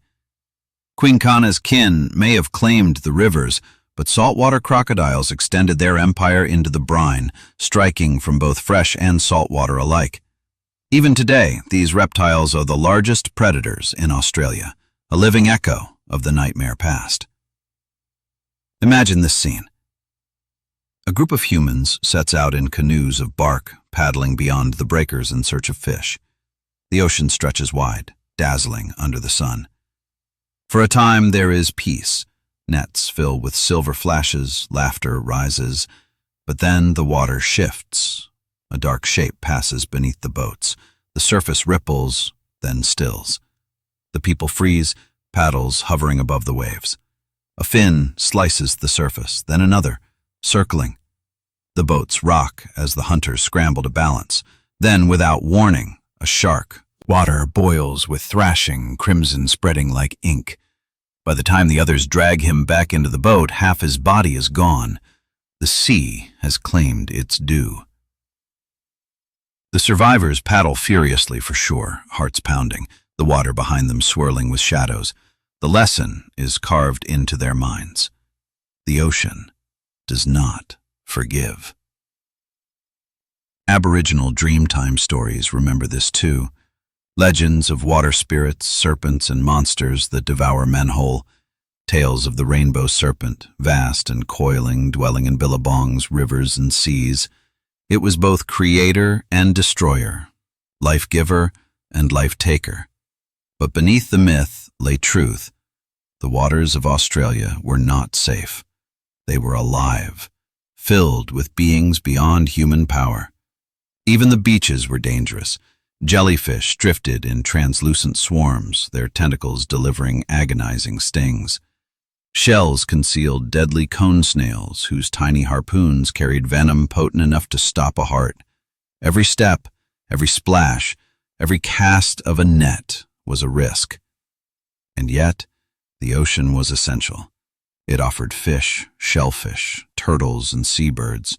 It sustained clans, provided trade routes, and connected people to distant islands. To abandon it was unthinkable. So humans learned to respect it. They sang songs before setting out, asking the sea for mercy. They studied the tides, the winds, the behavior of birds. They avoided the water at certain times, when the sharks came close or the stingers drifted in. Survival depended not on dominance, but on caution. Let's step into another encounter. It is night. The moon glows silver across the waves. A group of fishermen paddles slowly, their torches casting flickering light on the water. The nets dip, rise, dip again. Then a sudden splash. One man laughs, thinking it a fish, but the laughter dies when something bumps the canoe from below. Hard. The boat rocks violently. Another bump. Another. Then, out of the dark, a massive form bursts upward, jaws snapping, water spraying. The men scream, stabbing at the shape with their spears. One torch falls into the sea, sputtering out. In the confusion, a man vanishes into the black water. His cry cuts short. Silence returns, broken only by the sound of waves. The survivors paddle for shore, their eyes wide, their breaths ragged. Behind them, fins slice the surface, circling. The sea is endless. The sea is hungry. And the sea always takes. The prehistoric oceans were not an escape from the nightmare of the land. They were another face of it. To the first Australians, the message was clear. You are never safe. The desert had lizards, the rivers had crocodiles, the forests had lions, the skies had birds, and the seas had jaws, because to endure was the only choice. Today, the bones of those sharks and turtles lie buried in ancient reefs, silent reminders of the ocean's wrath. But the echoes remain. In the saltwater crocodiles that still strike in silence, in the jellyfish that still drift with deadly grace, in the sharks that still circle beneath the waves. The ocean that ate you alive never truly left. It only changed shape. And yet, as terrifying as the seas were, the land still held creatures even stranger. Marsupials that walked like men, kangaroos with bone-crushing jaws, and reptiles whose forms defied imagination. These were not predators alone. These were the bizarre, the unclassifiable, the things that seemed born from dreams and nightmares alike. And so, we now turn to them. By now, we've seen monsters that make sense, at least in the language of nightmares. Lions that kill with claws, lizards that crush with venom, crocodiles that strike from the water, birds that thunder across the plains. But prehistoric Australia also bred creatures that seemed wrong. Animals that looked familiar at a distance, but up close defied every expectation. Chief among them were the giant kangaroos. Forget the bouncing silhouettes of modern kangaroos bounding lightly across the desert. These were short-faced kangaroos, towering at over 10 feet tall, their bodies massive, their skulls strange and blunt. Unlike today's kangaroos, these giants didn't hop. They walked, one step at a time on two massive legs like men, but each stride shook the earth. Their faces were unsettling. The short, wide snouts gave them an almost human-like profile, but twisted, uncanny. Their jaws were armed with teeth built for crushing, not just grass, but tough leaves and branches. Some scientists believe they could even break bone if threatened. Imagine standing before one, its eyes level with yours, its chest broad as a tree trunk, its jaws grinding slowly. You would not think grazer. You would think monster.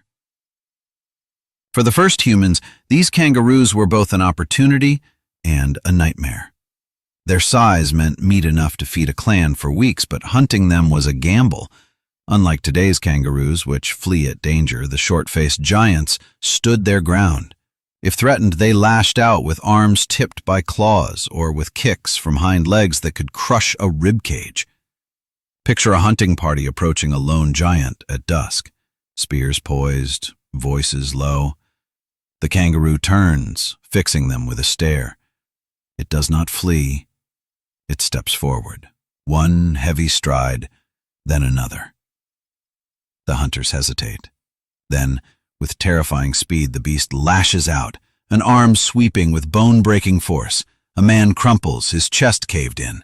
The others panic, spears flying, fire flaring. Strangeness. Across the forests roamed creatures like Prehistoric, the largest kangaroo ever to live. Standing taller than any man, weighing over 500 pounds, it walked upright, its massive frame looming in the twilight. Its forward-facing eyes suggested depth perception, unusual for a herbivore, giving it an almost predatory gaze. Imagine meeting its stare across the firelight, unblinking, unsettling, as if the forest itself had eyes. Even more bizarre were the sthenarines, kangaroos adapted not for hopping, but for striding. Their bodies were thick, their forelimbs short, their movements eerie.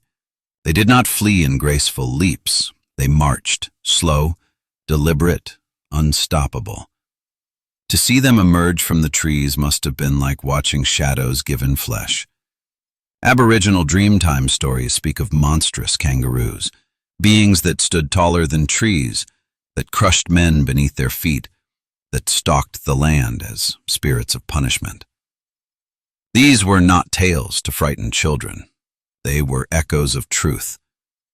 To live among these kangaroos was to live beneath giants that looked almost familiar, but twisted into nightmare forms. Imagine being a child in such a world. You wander too far from camp, chasing dragonflies through the grass. Suddenly, the earth trembles. You look up, and there it is. A kangaroo unlike any you've seen. Its head rises far above you, its eyes locked on yours. Slowly, it steps closer, jaws grinding.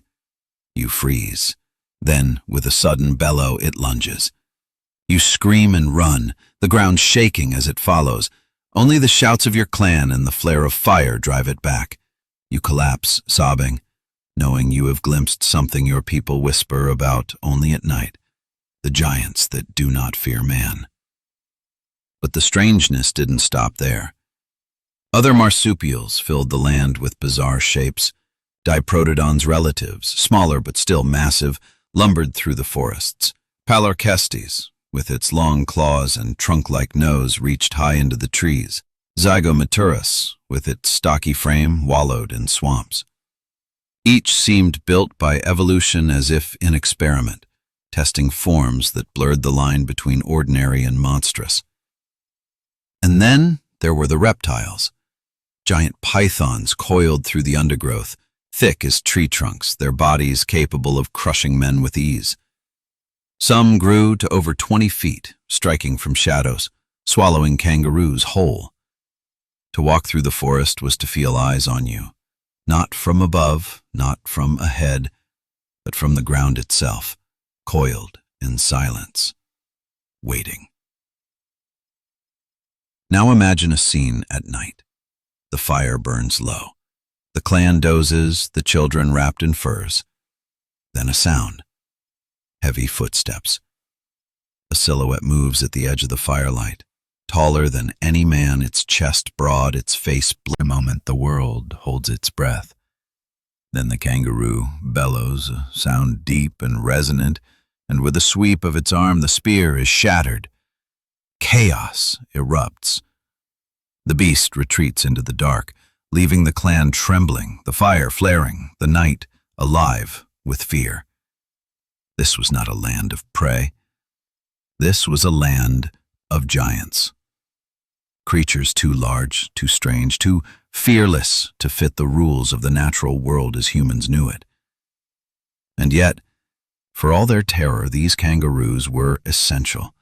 Their movements carved paths through forests, their grazing shaped landscapes, their meat, when won, sustained life. They were both enemy and resource, spirit and beast, nightmare and necessity. To hunt them was to risk death. To ignore them was to risk starvation. In this way, prehistoric Australia blurred the line between survival and horror. You did not simply fear predators. You feared everything. Even herbivores could kill. Even creatures that looked familiar could become monstrous when scaled into giants. Today, their bones lie silent in caves and sands, their towering frames reduced to fossils. But the memory lingers. In the stories of Aboriginal people, in the strange unease that kangaroos still inspire, their unblinking stares, their sudden violence, their human-like posture, a shadow of their ancient giant cousins remains in every leap, every gaze, every step across the outback. And the message is clear. In prehistoric Australia, nothing was ordinary. Even the creatures that should have been harmless were pure nightmare fuel. But the strangest beasts are still to come. For hidden among the forests and deserts were creatures so bizarre, so unlike anything alive today, that even scientists struggled to describe them. Marsupials with trunks, reptiles the size of houses, and serpents that slithered through legend as well as through the earth. And it is to those uncanny beings that we now turn.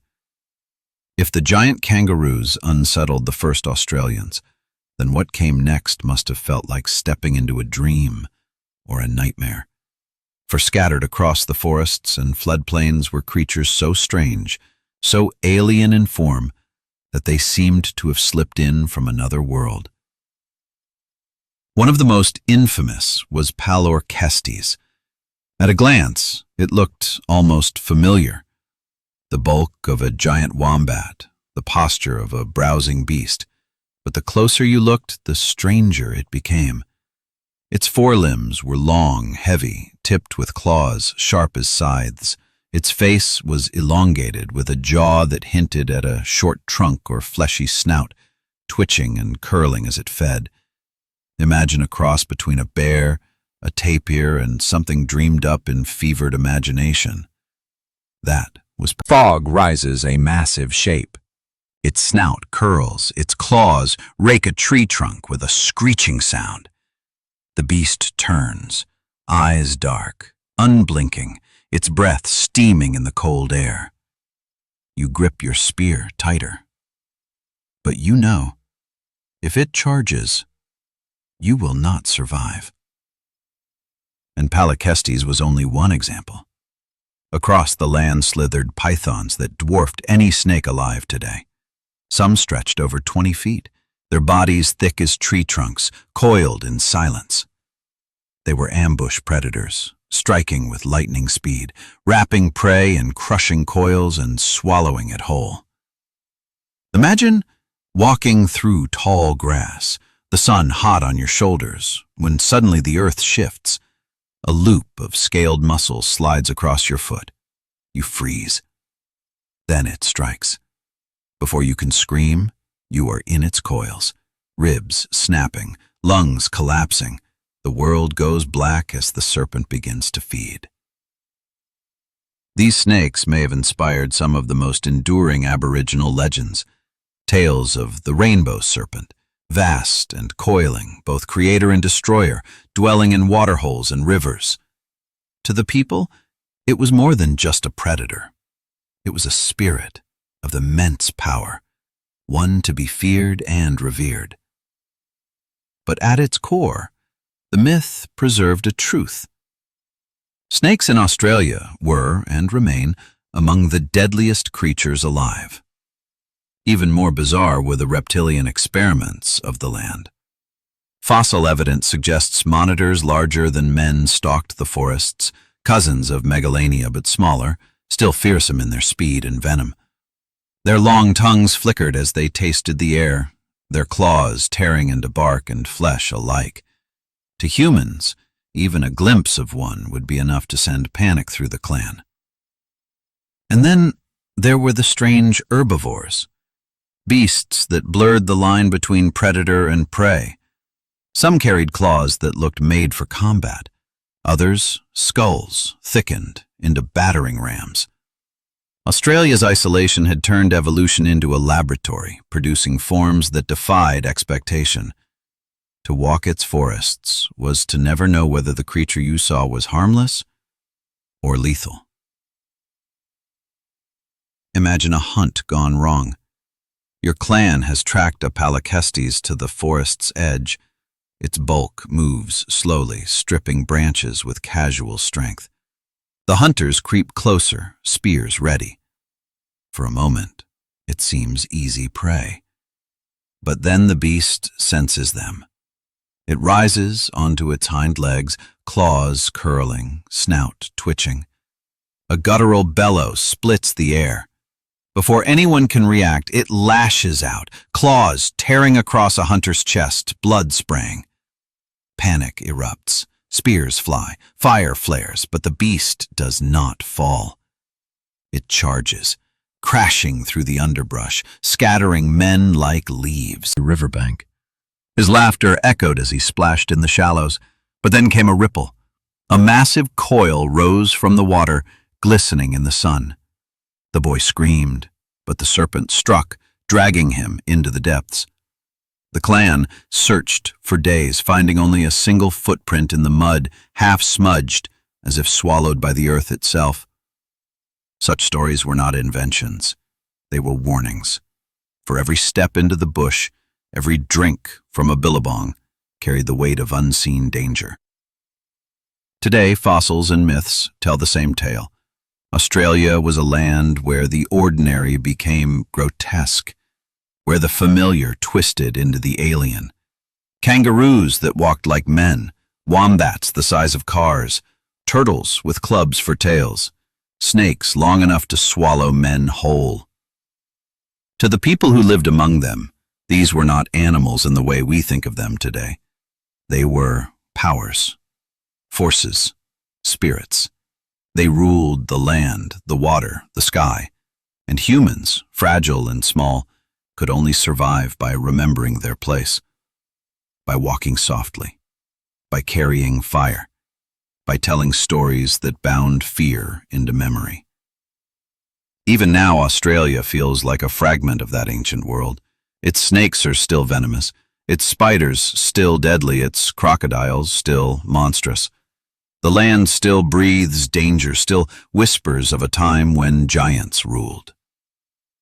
But back then, it was worse. Back then, it was nightmare made flesh.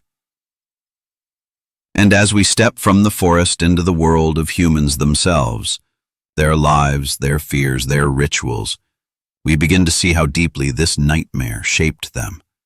For survival here was not just about spears and fire. It was about belief, about respect, about living with monsters that did not care whether you lived or died. And that is where we turn next. For tens of thousands of years, humans lived in prehistoric Australia, fragile, small, and vastly outnumbered by creatures that seemed too strange, too powerful, too terrifying to share the land with, and yet they endured. But survival here was not simple. It was not just about fire, spears, or food. It was about living every single day under the shadow of monsters. Every decision mattered. Where to camp, when to drink, when to hunt, when to move. To forget caution was to invite death. At the center of everything was fire. Fire was warmth in the cold nights, light in the suffocating dark, protection against the predators that lurked at the edge of sight. It was fire that kept Thylacoleo at bay, fire that startled Megalania, fire that gave courage against Geniornis herds. But fire was more than defense. It was also a tool. The people used fire to shape the land. They set small blazes to clear underbrush, to flush out kangaroos, to renew the growth of plants. The practice also the great gamble. Too much, and it raged out of control, consuming forest and camp alike. Too little, and the monsters returned. Hunting was constant danger. Spears tipped with sharpened stone were the primary weapon, light enough to throw, strong enough to pierce flesh. Nets woven from reeds trapped fish and small animals. Clubs carved from wood could break bones.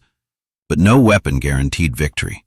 Against Diprotodons, against giant kangaroos, against crocodiles, a single mistake meant death. So humans adapted not just with tools, but with tactics. They hunted in groups surrounding prey, driving it toward traps or cliffs. They used fire to herd animals into ambushes.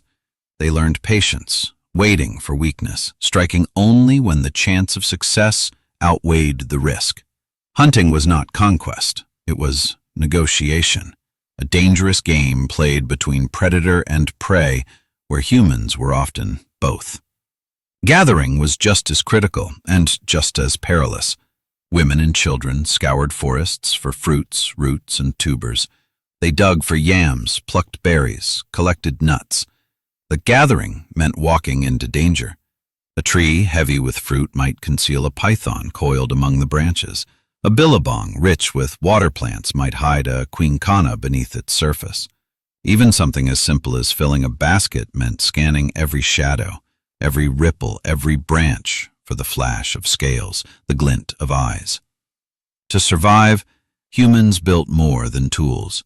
They built rituals. Every hunt, every fire, every journey was framed in stories and ceremonies. Before setting out to fish, a song might be sung to appease the water spirits.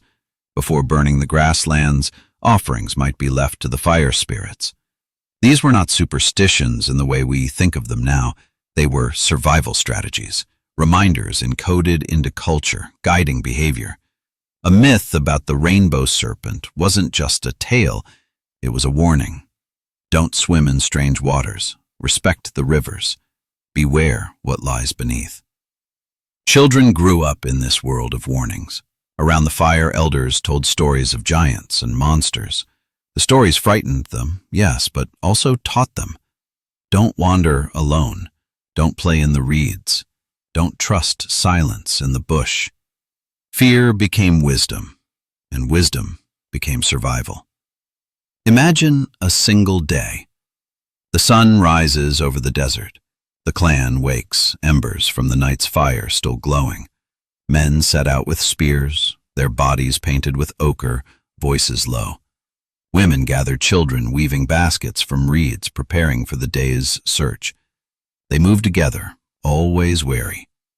At the riverbank, women wade carefully, scanning the water, humming songs to keep the spirits calm.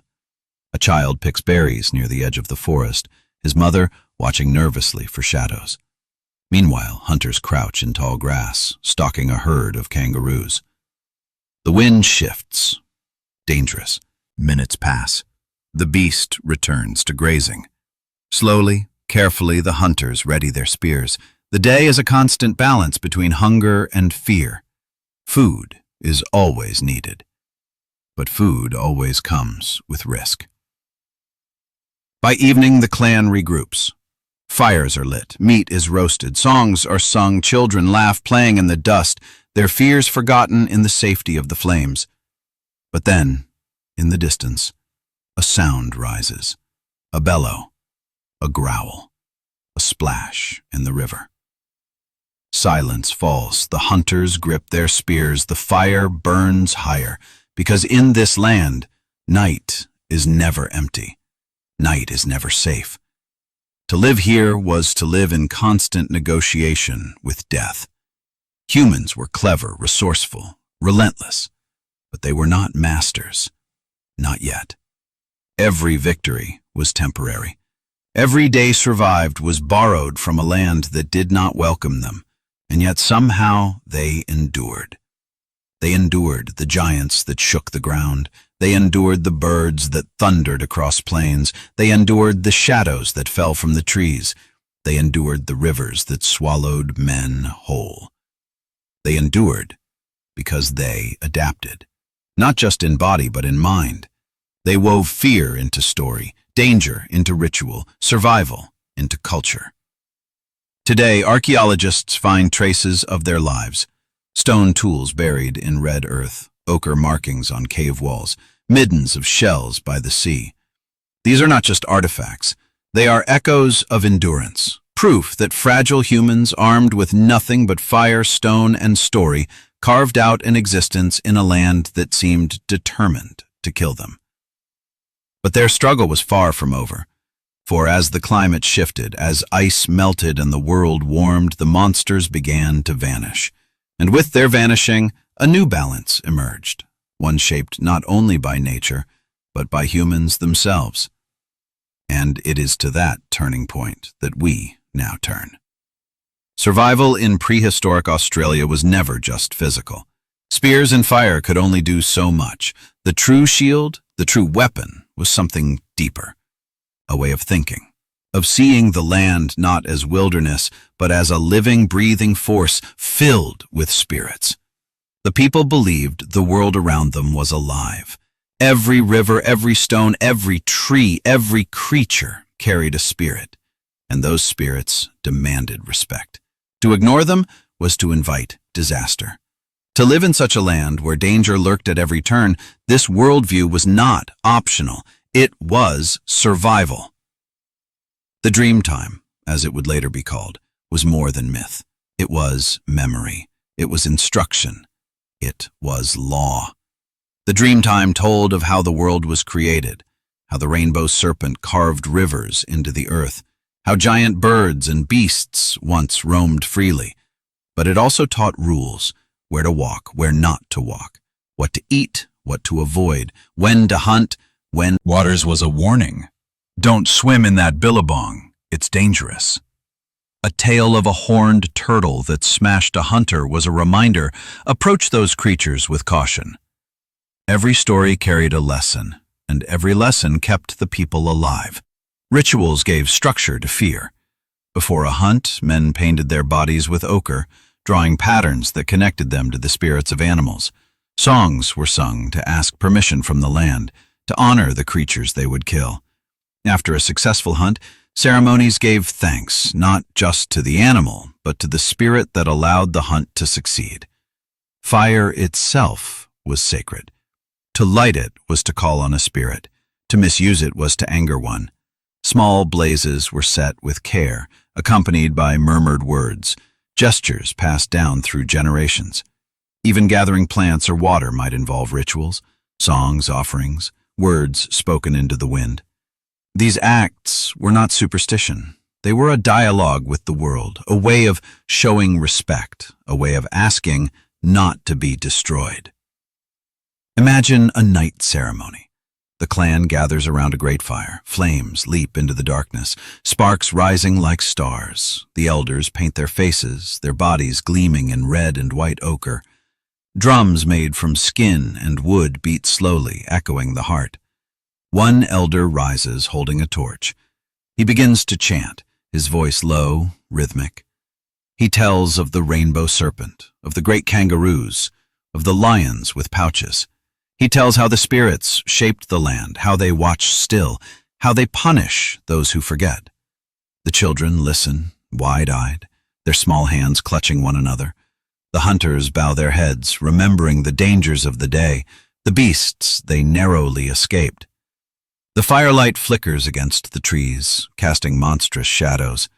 For a moment, it seems the shadows themselves are alive, the spirits watching from just beyond the flames. The chant grows louder. The clan moves together, stamping feet, raising voices, turning fear into ritual, ritual into strength. And in that moment, they believe, they know that they are not alone.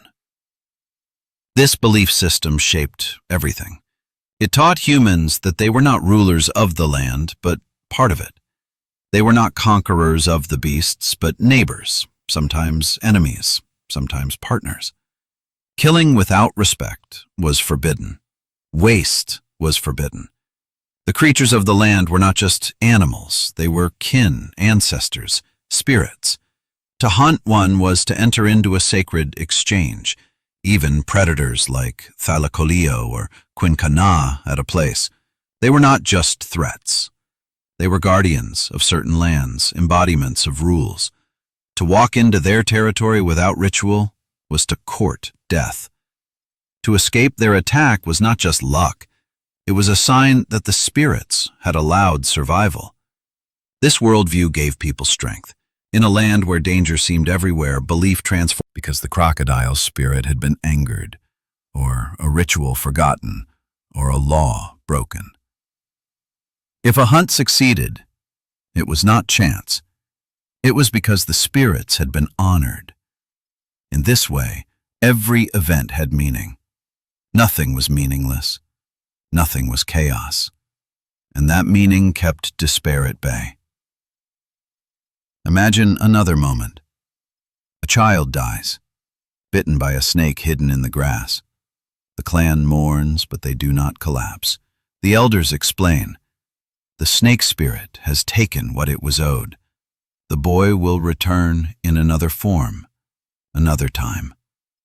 The clan sings to guide his spirit, their voices rising into the night. Grief becomes ritual. Ritual becomes continuity. Continuity becomes survival. Without this framework, fear might have overwhelmed them. Surrounded by monsters, hunted by shadows, drowned in rivers, swallowed by forests, without meaning, it would have been unbearable. But with meaning, even death became part of the story. Even loss became part of survival. Today, the Dreamtime stories still echo. Rock art depicts strange beasts, some no longer alive for tens of thousands of years.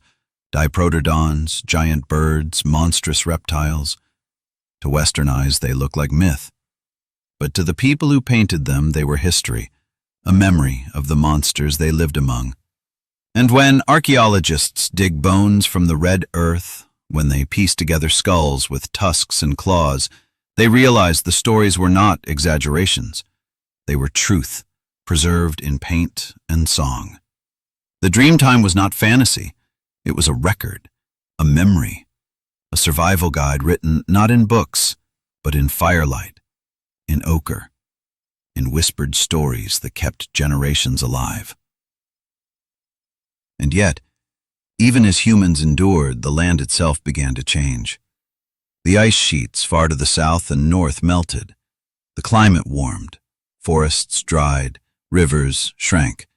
The great beasts began to vanish, one by one, leaving silence where once thunder shook the ground. But was it only the climate? Or was it also the humans, with their fire, their spears, their rituals that turned into dominance? The end of the monsters was coming, and it would change Australia forever. For tens of thousands of years, humans lived in constant awe and fear of the giants that surrounded them. Diprotodons shook the earth. Ginormous thundered across the plains. Megalania prowled the deserts. Quinkana stalked the rivers, and Thylacoleo ruled the shadows. Life was balanced on the edge of survival, fragile humans enduring among titans. But nothing lasts forever. Around 50,000 years ago, the world began to change. The ice sheets far to the south and north began to melt. Oceans rose, weather shift dwindled, their massive bodies too slow, too demanding for a land turning brittle. Ginormous, the thunderbird, found its nesting grounds shrinking. Fewer eggs, fewer chicks. Slowly, their booming calls grew silent. Even the predators felt the shift. Quinkana rivers dried to muddy trickles. Megalania stalked shrinking prey, its vast bulk suddenly more liability than strength. And Thylacoleo, the marsupial lion, found fewer diprotodons to ambush, fewer kangaroos to strike. The land that had once sustained monsters now betrayed them.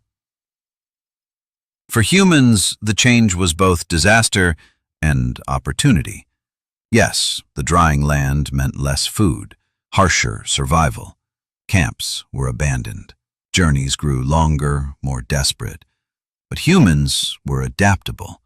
They shifted diets, turned to smaller game, relied more heavily on roots, nuts, and fish. Where monsters faltered, humans endured. And in their endurance, they began to tip the balance. Because humans did more than adapt.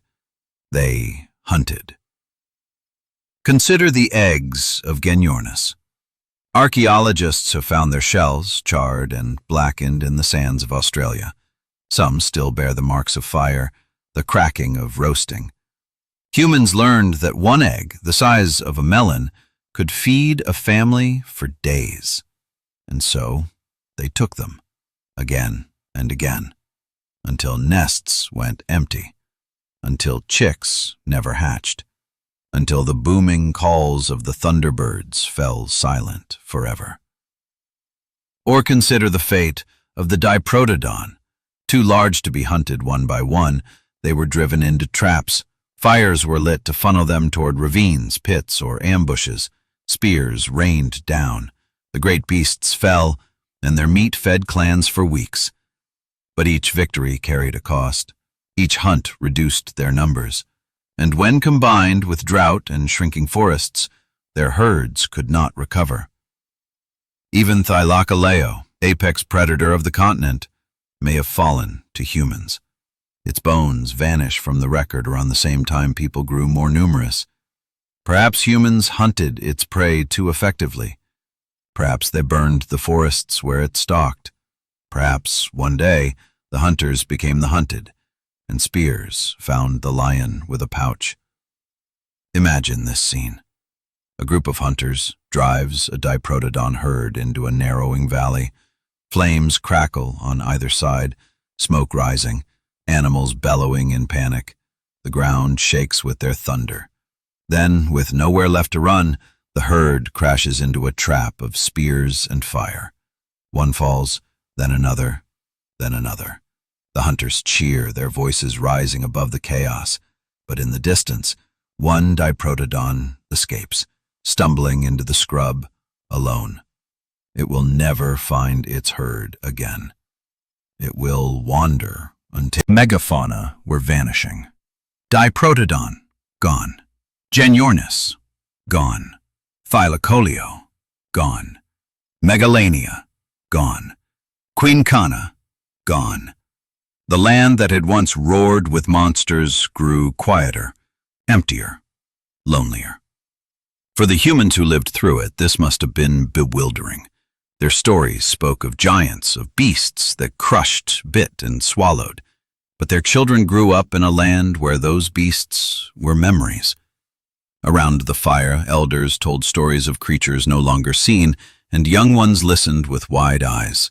Perhaps they doubted. Perhaps they thought the tales were exaggerations. But the bones remained, buried in red earth, silent proof of what once was. And yet, even as the monsters died, danger did not vanish. The land remained harsh. Snakes and spiders still killed. Saltwater crocodiles still struck from rivers. Kangaroos, though smaller, still kicked with lethal force. Australia did not become safe, it simply became smaller. But something else had changed, too. For the first time, humans were no longer prey. They were not merely enduring the nightmare, they were reshaping it. The extinction of the giants marked a shift from a world where people were fragile survivors to a world where people were the dominant force. And yet the stories of those monsters did not fade. They endured in the dream time, in paintings on stone, in whispers told by firelight. The memory of giants outlived the giants themselves. Today, paleontologists sift through fossils and ash, piecing together the timeline. Some argue climate killed the megafauna, others argue humans did. The truth is, likely both. But what matters is that by 30,000 years ago, Australia had changed forever. The age of giants was gone, but their shadows linger. In the red deserts, in the silent caves, in the bones that still surface after rains, in the stories that still echo. And so, the question remains. What did it feel like to watch the world change? To stand in a land once filled with thunder and shadow and see it grow silent?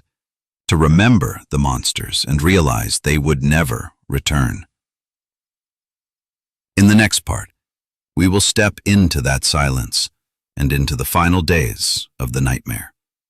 Imagine being one of the last people to hear the thunder of a Diprotodon herd. For generations, your clan has lived with them. Their trails cut through the bush, their calls rolled across valleys, their massive shadows shaped the land itself. They were dangerous, yes, but they were constant, a presence as steady as the rising sun. And then, one year, the herds are smaller. The next year, smaller still. Until one morning you walk the old paths and the ground is still. The thunder is gone. This was by firelight. But over time, fewer eggs appeared. Nests lay empty. The booming calls that once echoed across plains fell silent, and one day they were gone. The thunderbirds never returned. Then the Diprotodons dwindled. Where once herds roamed like moving mountains, only scattered individuals remained, gaunt, weary, searching for water that no longer flowed, for forests that no longer grew. Hunters followed their tracks, but more often they found only bones, bleached in the sun. Thylacoleo fell next. Without herds to hunt, the lion with a pouch had little to feed on. The shadows it once ruled grew empty. The caves it had claimed filled with dust. Hunters entered cautiously, but found no glinting eyes, no guttural growls, only silence. Megalania lingered, stalking the dry lands, but without prey large enough to sustain it, even this titan faltered. Its tracks grew rarer, its ambushes fewer, until at last its shadow too vanished from the desert. And in the rivers the Quinkana slipped away. Perhaps the shrinking waterways were too much. Perhaps humans claimed the banks with fire and song. Perhaps both. But one day people drew water without fear and realized the eyes that once gleamed beneath the surface were gone. For the humans who lived through it, this must have been disorienting. Their entire existence had been shaped by giants. Every ritual, every story, every warning came from encounters with beasts that could kill them. And suddenly, those beasts were no longer there. Around the fire, elders told stories of creatures their children had never seen. They spoke of birds taller than men, of lions with pouches, of lizards longer than canoes. Children listened wide-eyed, but some must have wondered, were these real, or just tales to frighten them? The world outside was dangerous enough without monsters. Why invent more? But the elders knew. They remembered. They had lived it. Let's imagine one such elder. An old woman, her face painted with ochre, sits by the fire. Her grandchildren gather close, their eyes gleaming in the glow. She tells them of a time when the earth shook with thunder, when shadows stalked the trees, when the rivers themselves swallowed men. She tells them of the Diprotodon, the Genyornis, the Thylacoleo. Her voice trembles as she remembers. She recalls the fear, yes, but also the awe, the sense of living among gods, beings greater than man, stronger than fire, older than time. And now, they are gone. She looks into the fire and wonders aloud, have we angered the spirits? Have we broken the laws? Or has the land itself turned against its children? The children listen, frightened but fascinated. They have never seen these monsters, but in their minds, through her words, the giants live again. And that is how guttural growls gone. In their place came a quiet that seemed unnatural. The forests stood still. The rivers flowed calm. The deserts stretched wide without shadows to haunt them. For humans, who had defined themselves by surviving among monsters, this new world must have felt strange. Safer, perhaps, but not better. Because the silence carried weight. Without the giants, balance shifted. Smaller animals flourished. Kangaroos, wallabies, wombats. Humans hunted them more easily. Camps grew larger, populations spread. For the first time, humans were not prey, not equals, but masters. The land bent to them. Fire cleared the grasslands. Spears claimed the herds. Rituals still honored the spirits, but the spirits themselves seemed weaker, distant, fading with the monsters that embodied them. It was a victory, but it was also a loss. The monsters had been terrifying, yes. They had killed, they had haunted, but they had also given meaning. They had shaped stories, songs, beliefs. Without them, something vanished from human life as well. The world became survivable, but also smaller. Archaeologists today call this period the Pleistocene extinction, when climate change and human activity together ended the age of giants. But to the people who lived it, it must have felt like something deeper. The death of an age, the passing of gods. They carved the memories into rock, painted them on cave walls, sang them into songs. They turned monsters into spirits, extinction into myth, because they understood that forgetting was death of another kind. If the giants could vanish, so could humans. The stories were not just remembrance, they were warning. Imagine the final encounter. A hunter stumbles upon a Diprotodon calf, thin and weary, its mother dead. He approaches cautiously, spear in hand, but the calf does not run. It is too weak, too alone. He lowers his weapon. For a moment he feels pity. For a moment he feels awe. Then the memory of hunger returns. He lifts the spear again. When the point pierces the flesh, when the calf collapses, the thunder of giants ends forever. The hunter does not know it. The clan does not know it. The world does not mark the moment. But history shifts. The nightmare ends, not with a roar, but with silence. And so, by 30,000 years ago, the great beasts of Australia were gone. The land remained harsh, dangerous, alive with smaller predators and venomous killers. But the titans were no more.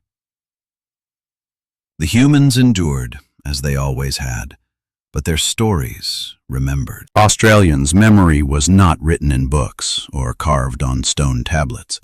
It was carried in voices, passed from elder to child, from fire to fire, across thousands of years. In this way, the monsters of the Pleistocene did not die. They transformed. They became spirits. They became gods. The rainbow serpent is perhaps the most enduring of these beings. A vast coiling force of creation and destruction, it is said to have carved the rivers, filled the billabongs, shaped the mountains. It punished those who disrespected the water, swallowing them whole. To modern ears, it sounds like myth. But to those who once lived among 20-foot pythons and river-dwelling crocodiles, the serpent was not just symbol, it was memory. It was truth, magnified into story.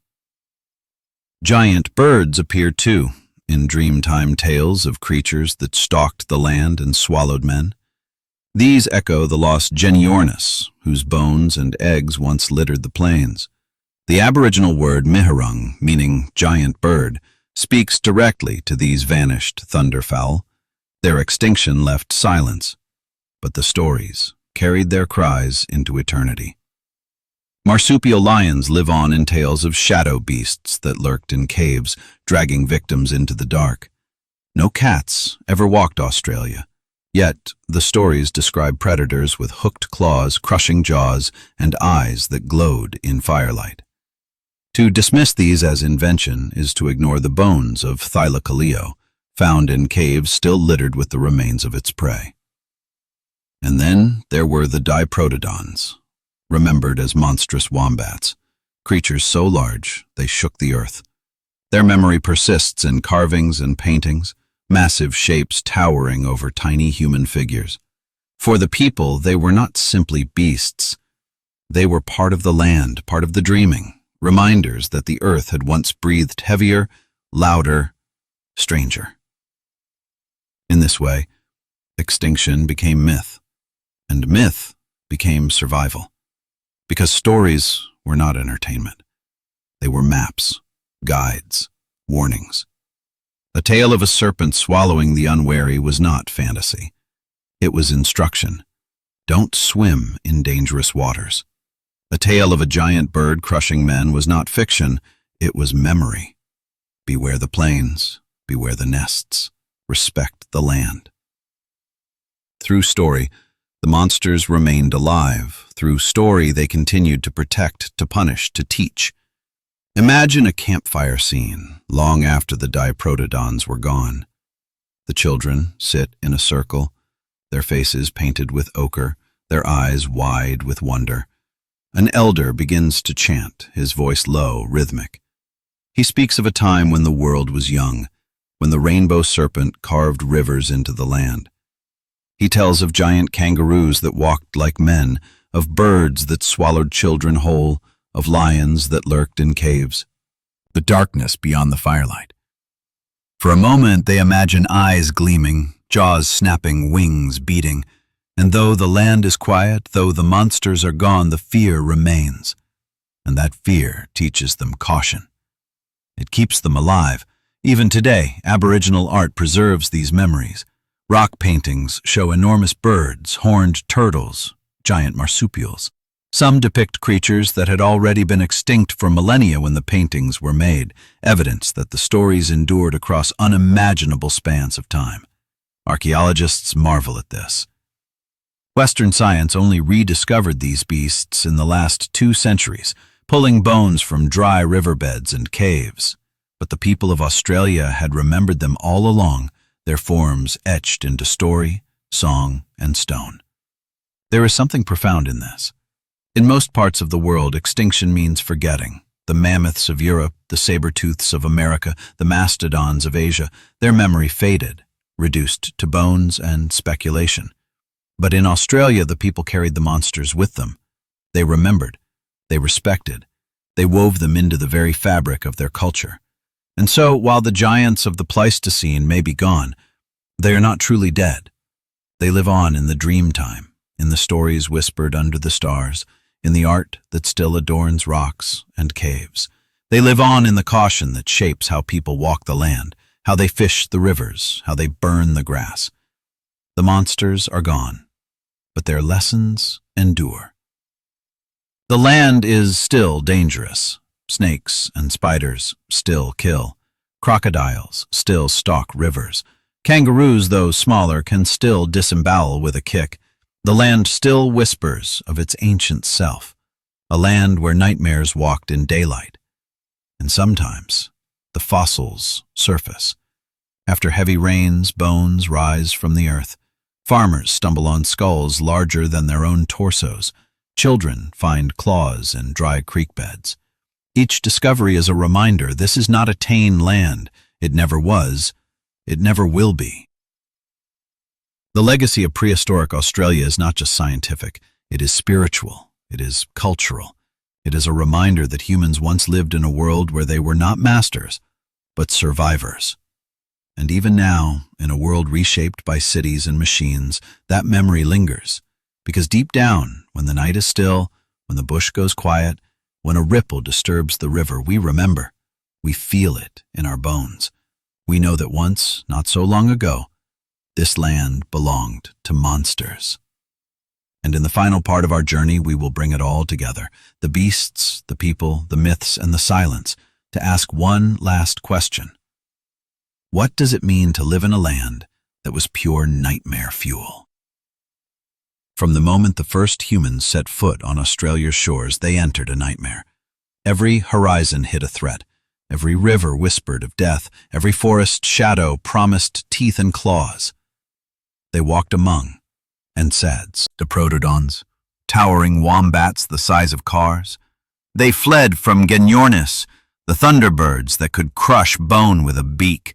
They cowered from Thylacoleo, the marsupial lion, silent and merciless. They watched the earth ripple as Megalania slithered across deserts, and they feared the splash that meant Quinkana was waiting in the river. And yet, they endured. Survival in prehistoric Australia was never about dominance. It was about respect, about living with monsters, not against them. Fire, spears, and cunning gave humans tools, but what truly kept them alive was humility. The understanding that they were small in a land of giants.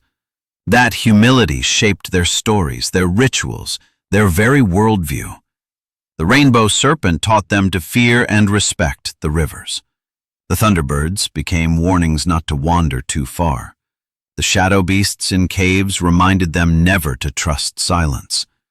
Myth was not escape from reality. Myth was reality, distilled, remembered, passed on. Then came the change. The climate shifted. The forests thinned, the rivers shrank. The giants weakened, and humans, no longer fragile strangers, grew bolder. They hunted, they burned, they adapted faster than any beast could. One by one, the monsters fell. The thunderbirds stopped calling. The Diprotodons stopped roaming. The marsupial lion stopped stalking. Silence spread where thunder once rolled. By 30,000 years ago, the giants were gone. For the people, this silence must have been both relief and grief. Relief because danger lessened. Children could play without fear of thunderbirds. Hunters could roam without being dragged into the dark by lions. Camps could be built near rivers without Quinkana eyes watching from below. But grief, too. Because the world felt smaller, emptier. The awe, the terror, the sheer presence of those monsters had given meaning to existence. Without them, the land was survivable, but it was no longer the same. The people remembered. They painted the beasts on rock walls. They sang of them in dreamtime. They carried them forward in myth, and in doing so, they ensured the monsters never truly died. Today, when archaeologists unearth the bones of Diprotodons, when they reconstruct the skull of Thylacoleo, when they marvel at the serrated teeth of Megalania, they confirm what the stories have always said. This land was once nightmare made flesh. And when you walk in the outback at night, when the bush falls silent, when your fire flickers and shadows dance on the trees, you can still feel it. That sense that something vast, something old, is watching. The memory of claws of the land, or be consumed by it. So what does it mean to say prehistoric Australia was pure nightmare fuel? It means that every element of the continent, land, water, sky, was hostile. It means that humans lived not as rulers, but as prey. It means that every day was survival horror, every step a gamble, every fire a fragile shield against the dark. But it also means something else. It means that humans are survivors. They faced monsters larger than cars, birds that could crush them, reptiles that could swallow them whole, and they endured. They carved fire into the land, wove stories into culture, and transformed fear into wisdom. They outlasted the giants, not by conquering them, but by remembering them. And in remembering, They carried those monsters forward, into myth, into culture, into us. The nightmare is over. The giants are gone, but their shadows remain. In bones buried in desert sand, in stories painted on rock, in the silence of the bush, in the eyes of crocodiles and snakes that still carry a spark of their ancient terror. Prehistoric Australia was pure nightmare fuel. But it was also proof of something greater, that even in the most hostile land, against the most terrifying odds, humans can endure. And so, when you next hear the wind in the trees, or the splash of water in the river, or the silence that falls too suddenly in the night, remember that this land once belonged to monsters. Remember that your ancestors walked among them. Remember that the nightmare was real, and perhaps, in some ways, it still is.